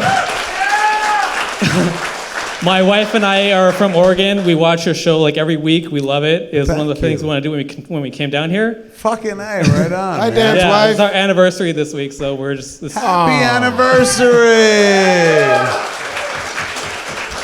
Thank you. So, I really like theme parks. I'm an ex-Disney cast member. But yeah, so I really like attractions, the rides. Let's say like Disney or like Universal came to you and asked like, hey, we need a centerpiece for like an attraction or a land or whatever, based on existing property. Like if you could do like a Marvel building or attraction or Die Hard movie attraction thing, what would it be? Like, what would you just like to see? Fuck. All right. Great. Number one, great question. Hell yeah. Number two, and it's anything that Disney owns, which now includes all the Fox does it have to be Disney? It could be anything you want, anything. Like a Golden Girls attraction. Just you go through the house, whatever you want. Oh, fuck. All right, I got one. Go. I got one. Dark Crystal. Dark Crystal. Be nice. I think there's a ton of fucking juice in that IP, and I think you could absolutely make some scary, awesome, wonderful roller coasters and haunted houses and eateries, maybe. I don't know. But I think getting to see fucking Skeksis walking around a park and shit would be kind of amazing. Like that guy. Would you like a job, sir? At my imaginary park, which will never exist, but you can be the one guy who works at it. I don't, fuck. I can go if you want to buy some time. I think it'd be cool to like have like a Baxter building where you could either like walk through it or like, Monsters Inc. or Transformers, or like sitting in a car. Like maybe it'd be cool to like have Herbie like narrating your journey through Reed Richards' lab and all the stuff's going on. That'd be kind of cool. Herbie the Robot? Yeah, Herbie the Robot. From our childhood? Yeah. Ooh, I got another one. Go. Strange Brew. Sounds cold. A Strange Brew ride? A Strange Brew fucking like, you go to Wakanda, you go to Neverland, you go to It's a Small World, you go to fucking the Elsinore Brewery. Or Canada. Or Canada. Canada Land. The Canada Land. Canadia, we would call it. They're doing the Star Wars thing now, right? Yes. And apparently it's like immersive. It's not just like, hey, come to Star Wars Land. The Disney World one is going to have like a hotel that connects to the land. Yes. It's even and more immersive. Once you're inside, there are no windows. It's all screens with like space and ships and shit like that. You put on robes if you go to the they give you different clothes to wear. It becomes like this immersive cosplay experience. If you go into the souvenir stores, it's not like Disneyland, Star Wars, or Disney World, Star Wars. It's themed to that world that they're creating. It sounds fucking impressive as shit. I look forward to it. Sounds expensive. Expensive as fuck, too. Sounds like they're going to get a lot more of my money. But what would I like to do that immersive? The Degrassi experience? You enter high school and immediately you start cutting yourself. Drake is there. Getting blowjobs for bracelets. Somebody gets shot. I think that'd be pretty hot, man. The Degrassi experience. Okay. Thank you. I mean I might do Snoopy, like Peanuts World. See, all right. But I think I'm the only one that gives a fuck about that anymore. I don't think anybody would be like, oh, fucking yeah, man, the Red Baron. I would, Most people would be like, that's old man shit, old man. Fucking Willy Wonka. Oh, that's good. Right? That's real fucking good. Let's do that. A whole Willy Wonka immersive experience. It's a Chaco River. And you're going to kill children halfway through? Yeah. Fucking A. You know what? That's a great question that deserves tickets. Give it up for him, ladies and gentlemen. Happy anniversary. Pleasure. JC, 3 more people, 3 more sets of questions. Take us there. Gentlemen, how you doing? How are you? What's your name? Justin. Everyone give it up for Justin. So real quick, my Clerks thing that I just want to thank you for. Marriage was never really my thing, and I was going through the reasons why I should or shouldn't get married. But what came down to it is my wife brings me lasagna. Nice, so nice, man. I tried telling her that, and she was like, "What? You mean like really? Do I bring you lasagna?" I'm like, "No, not figuratively." Yeah, you're not literally. You just figuratively. I don't like ricotta cheese, baby. I'm sorry, but my wife at one point we were making Clerks 2, and we were on the last night of shooting at Quick Stop, and she showed up with lasagna. And I was like, oh, man, like you watched the movie once. Thank you. So, now I have a wife and a kid, and it's awful. So, thanks. But, my bad. I'm sorry. In the best way possible, right? Yes. But a question. So, one of the books that got me back into comics was Pax Romana. Okay, Jonathan Hickman book, yeah. And I read in 2014, Sci-Fi picked it up, and nothing has happened to it. So I was wondering if you guys have heard anything, about Pax Romana as a series, because when I closed that book, I'm like, that is a TV show. That is going to be a dope TV show. But nothing's happened. But if it does happen, who would you like to see either write, direct, or showrun? You're familiar with this? Explain it for those of us that are unfamiliar. Well, Justin can probably do it better than anybody, because I remember that Hickman wrote the book, and I remember it was some kind of like alternate history where the Roman Empire never fell, right? Basically, the Catholic Church becomes irrelevant in the present day, but they discover time travel, and so they send an army back to the time of Constantine to ensure the rise of Catholicism, but they have, spoiler, a different, like the guys who run it have a different idea, and their whole thing is just to advance humanity, like accelerate humanity. And it's this super heavy, trippy experience. That's well sold, man. I'm like, that sounds fucking dope. No, it's honestly, it's one of the best books I've read. Holy shit. I don't know what happened to it, but knowing Hollywood the way I know Hollywood, most things don't happen. Yeah. Actually, the way it ends up working is, a TV network will decide, hey, all right, it's development season. We had last year we had our awesome shows. We canceled a bunch. We picked up a few. What's the new things for next year? And they will buy between 70 and 100 properties, either scripts or pitches or whatever. And then they will deliver scripts on those things. Of those 70 to 100, they will greenlight 15 pilots that they will actually shoot. And then of those 15 they will shoot, they will pick up 5, give or take. Like that's the fucking Hunger Games of TV. So most things don't happen. You know, I'm sure Jonathan Hickman got paid and probably paid very well. If I wanted to see anybody run that show, I'd want him to run it because I think he knows that world better than anybody, and I think he's probably at the point in his comics career when he, like Brubaker, could be like, you know what? If I'm going to slot over into TV, I need to be running this shit. Like Rick Remender is running Deadly Class for Sci-Fi. As for who would star, I don't know the book well enough to say anybody but Idris Elba because that's what I always say. So, and I'm sure it doesn't make any sense, but fuck it, Idris Elba.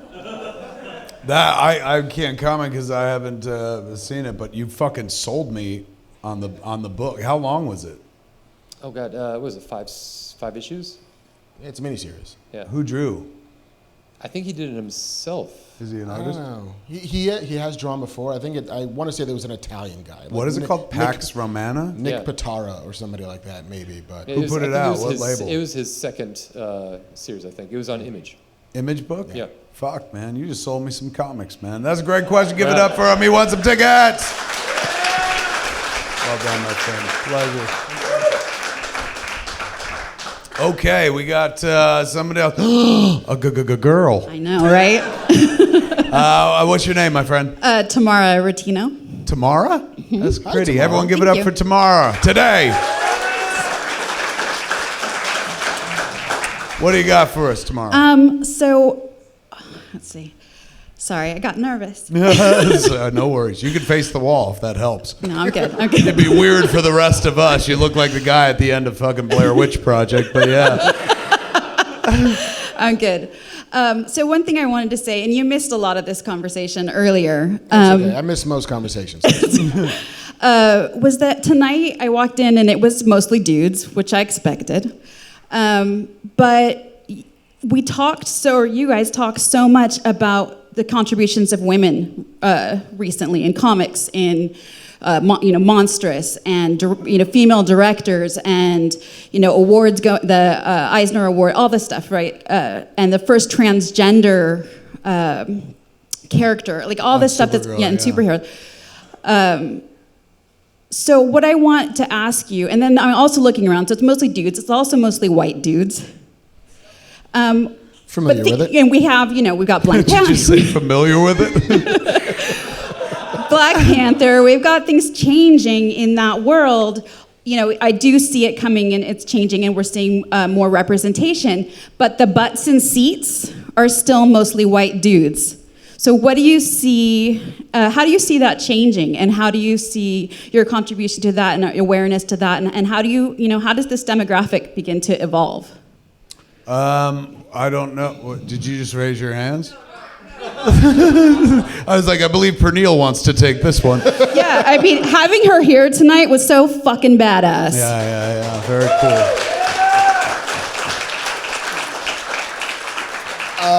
I mean, for myself, I think, it changes when people hire me, like almost immediately, and the idea that there are other people like me out there. That there are other people who grew up loving this shit. There are other people who grew up breathing this stuff, who would kill to want to make this stuff. I remember there was some interview with some, I think it was actually David Letterman on his show.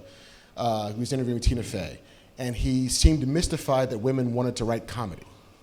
And it's like, yeah, but no, Dave, which Tina Fey told him. It's like, we've always wanted to do it, you just didn't care. I think some of it has to be the idea that we understand that the audience is changing, that the world is changing, that everybody has a story to tell. And we've heard lots and lots and lots and lots of the same story. And so invite somebody new to tell a story. And what happens when you do that? Lots and lots and lots of people show up. I mean, if you don't get a Black Panther, you don't get a Wonder Woman, you don't get stuff like this, you don't get Fast and the Furious, if people didn't have some back brain awareness that they weren't getting that, that they weren't being served, that's a fancy Hollywood term, that's an underserved audience. Like, no, you're just not making shit for them. They're there for it. They'll buy it if you give it to them. Mm-hmm. And realizing that as the audience changes, the people who make the content have to change. The people in seats like in houses like this are going to change. And it's incremental. It's always incremental. Hollywood is the slowest fucking thing in the world. but it's starting and it's happening. And as long there as are a lot of white guys here. Shit, it's starting to look like a Klan rally in here. I never really noticed. I always kind of just look. See, it comes off. Yeah. Where the white women at? I guess I really don't have anything to say because I'm part of the problem. But I like your answer. Keep going. But and also, like, one of the funny things that happened when we started doing this podcast, is it was audio first. Yes. For the first like year and a half, it was audio only, and I'm not sure if you can tell, but I have a somewhat elusive accent. In that it does not. In that he could be a man or a woman. Yes. His voice is very supple. In that it does not betray any ethnicity. Nor does my name betray any ethnicity. So if you just came to this podcast just fucking blind and you listened to it, you probably thought I was a white guy, which is fine. It's how I helped get my mom have her like utilities turned back on when I was like 11 years old. It's like, Marc, put your white voice on. This is Marc Bernardin. Hello. I'm very upset. I would like my electricity back, please. Please and thank you. But then we put cameras up. And suddenly there were people who had been listening for a long time, who had never really even thought for a second that I might not be like them. Because Kevin's audience is wonderful. They're like salt of the earth. They're amazing people. But they're also somewhat indicative of this room. It looks like a Thor comic book. Which is also totally fine. Yes. Like, you like what you like, you love what you love. But suddenly we began having a conversation that I don't think much of that audience had ever had before. And we're talking about things like representation, things like diversity, things like what it means to see yourself on screen. And by and large, 99 times out of 100, this audience was down to have that conversation and realized I never thought of it that way. I never looked at it that way. And just the prying open of that little bit of reality to some people was fundamentally made it all worthwhile. Was he suddenly, he's like, you know what, fuck it, I'll go see Black Panther. You know, maybe I wouldn't have before, but I mean, I totally was gonna. But now I'm like open to it in a way I hadn't been because I get to talk about what it means to me in the same way that the stuff they saw when they were kids meant something to them. Mm-hmm. And I think being able to have these conversations, being able to speak openly and candidly with people from different backgrounds and from different ethnicities and who are raised different ways only makes the world better. You know, and I think that the more we can have these conversations, the more it becomes less weird when you come into a room where you don't maybe see yourself, but you understand that they know you a little bit. Sure. Because somebody else went and talked to them about a fucking superhero movie. Yeah. One thing about representation, I have to say, Kevin, thank you. As a young bisexual woman, and I know you got some feedback in the opposite direction about it, but Chasing Amy was actually really important to me. To see representation of somebody bisexual on screen was so life-affirming for me and super fucking positive, and I'm really grateful for that movie. Thank you so much for that.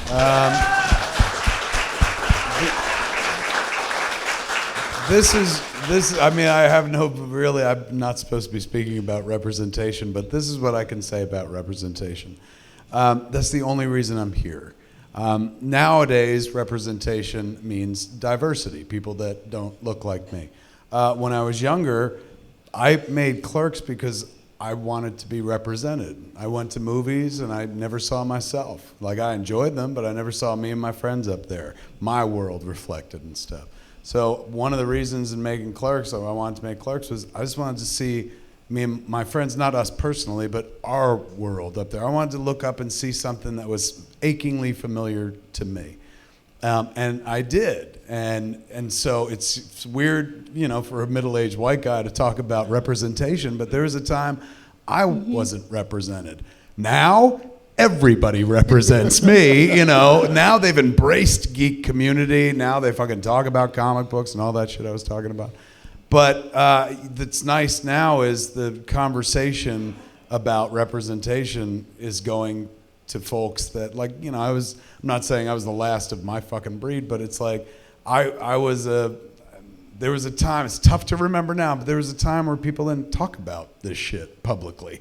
Nobody fucking talked about comic books. A podcast, well, they didn't even exist. But the idea that people would talk seriously about, you know, ridiculous throwaway junk culture and stuff, that was a world that, like, I just wanted to show the world that I lived in where all we did was discuss this shit on a regular basis as if it were the Pentagon Papers. This was more important than fucking politics, the news, fucking anything. It was like this was the real manna of life. And there are moments when I feel like, you know, this sounds goofy and I'm not just saying it because we do the podcast, but like I've been doing my shit for 25 years. And like there are moments where I'm like, you should just step aside so that other people can do their shit. Because at the end of the day, their shit's always going to be more interesting than my shit because I've been doing my shit for a minute and stuff. But there are a bunch of voices out there that have never had a bite at that apple and stuff. So, you know, for a while, I thought about like just stepping away because it's weird. Nobody ever tells you what to do with this job, like when it's supposed to end. Like most other jobs, there's a retirement age or like, fucking you get a gold watch or some sort of shit. But this is, you're left to your own devices. Like you can jump out anytime you want unless they fucking throw you out on your ass or something like that. So there are moments where I'm like, maybe I should segue away. But then there's also an opportunity I got where if I do get something like a series now, I could bring other people in it, other people that don't look, or more importantly, think like me. That's where you're going to get like really interesting fucking storylines and stuff. So, it's, again, weird to talk about, but I wanted to see me in my world. Now other people are doing the same thing. If you look up on a screen or you open a comic book or watch TV or you don't see yourself, fill that hole. If you find a hole, fill it. It sounds dirtier than I mean it, but like fucking if there's a hole and there's an absence, that's an opportunity. Like I'm only standing here before you 25 years after that fucking Clerks nonsense because there wasn't a Clerks prior to that. There's nothing out there like what you can bring to the party as a voice that hasn't been heard 1,000 times before. And that goes for everyone listening at home and stuff like that. So if you feel that absence, it begins with you. That's how I started. I was like, well, nobody's going to make a movie about the shit I find funny unless I make it myself. So if you see a hole, like best opportunity for you personally and career-wise, if you're the one that moves toward it, to be like, okay, here's me. I'm going to represent me. That was a great fucking question, great discussion. Give it up for her, ladies and gentlemen. Thank you. Ooh, what are these? I have an acupuncture business. You do acupuncture? And I also have a Krampus band, and I've sort of combined the two there. But Krampapuncture? So, our band's called Krampstein. But, yeah, no, I do. It's true. Fucking hey, man. That's awesome. Yeah. Wow. But I do acupuncture here locally, and I wanted to offer you and Marc and Jay to come in and for some free treatments, some cupping, whatever, because I was really concerned about when you had your thing, and I want you guys to all have some chill time. So you're more than welcome to come and have some on the house. No. Give it up for her, ladies and gentlemen. I have... See you tomorrow. I might do that. I've always been like, I did acupuncture once with somebody who sucked at it. And I totally don't suck. I would imagine you're good. I do like a good cupping, though. You've done cupping? Is that when you walk up to a dude and you're like, makes him feel better and shit? You're like, I feel like $100. Testify! Testify. Which is where that came from. Did it really? Yeah. What, explain? Testify and testicle have the exact same root, which is back in ancient Rome when you would have to tell the truth. They would literally hold on to your balls to see if you were lying. Are you shitting me? Swear to God. Why did we move away from that to like put your hand on this Bible and pray? Because one of them gets the real truth, it really man. Does. Because, body temperature changes with your balls, and it also changes when you lie. And so if your body temperature rises, your balls hang differently. If you're lying... How do you know this?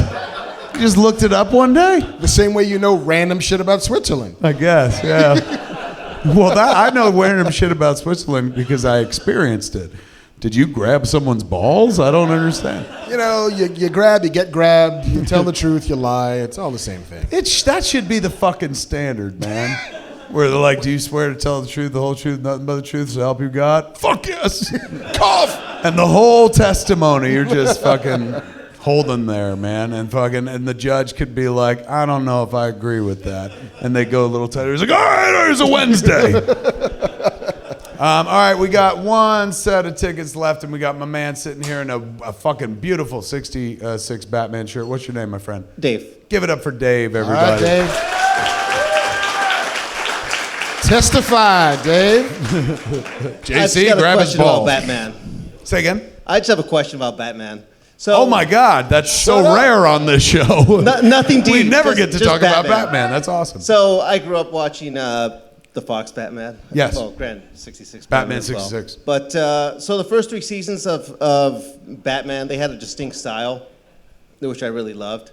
And then they went to season 4, and it looked like Superman's cartoon, which I didn't really care for. Right. But I know you spoke with Bruce Timm and Paul Dini. I listened to your podcast from way back when. Right. Did they say why they might have changed the animation? Yes. Bruce Timm got bored.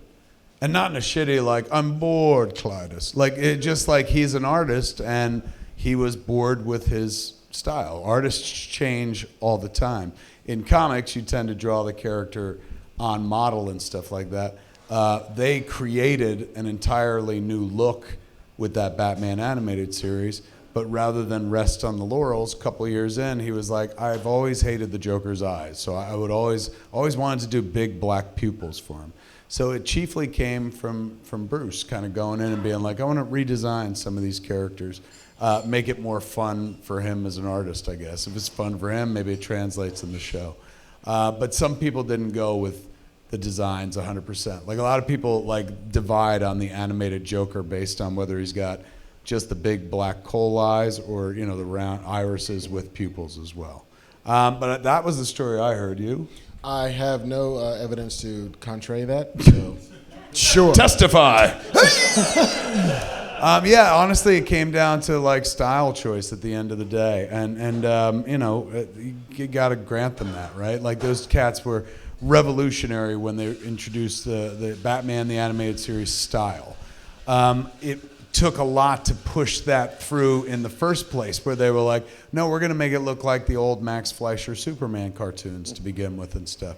So I'm sure, you know, folks at Warner Brothers were like, can it be less edgy and more traditional or something? And then once they had some success under their belts and they'd won some awards, I think Bruce was just like, all right, let me do this the way I really want to do it and stuff, and kind of went in there and redesigned. So wait, where were you on the redesigns? You didn't dig it as much? I like the first 3 the first seasons, 3 seasons, yeah. And then because of your podcast, I went and met Kevin Conroy at Stan Lee's Comic-Con last year. Took a picture with him. But again, your podcast with him is the only one that I save. I just the one that you actually hold on to? Right. The other ones his story is really compelling, but also it's like when you listen to that episode of the show, it's like literally me interviewing Batman the whole time, because you're like, oh my God, that's the voice of Batman and shit. That was the episode, I think, where I was like, can you tell me I did the right thing in the Batman voice? And he was like, Kevin, you've done the right thing. You know, sometimes still play that when I go to sleep at night. That was a great question. You get tickets, ladies and gentlemen. Well done. Pleasure. Oh my God, we're out of tickets. That means we're out of questions and stuff like that. And that means we are at the show's end. Have you had a good time, ladies and gentlemen?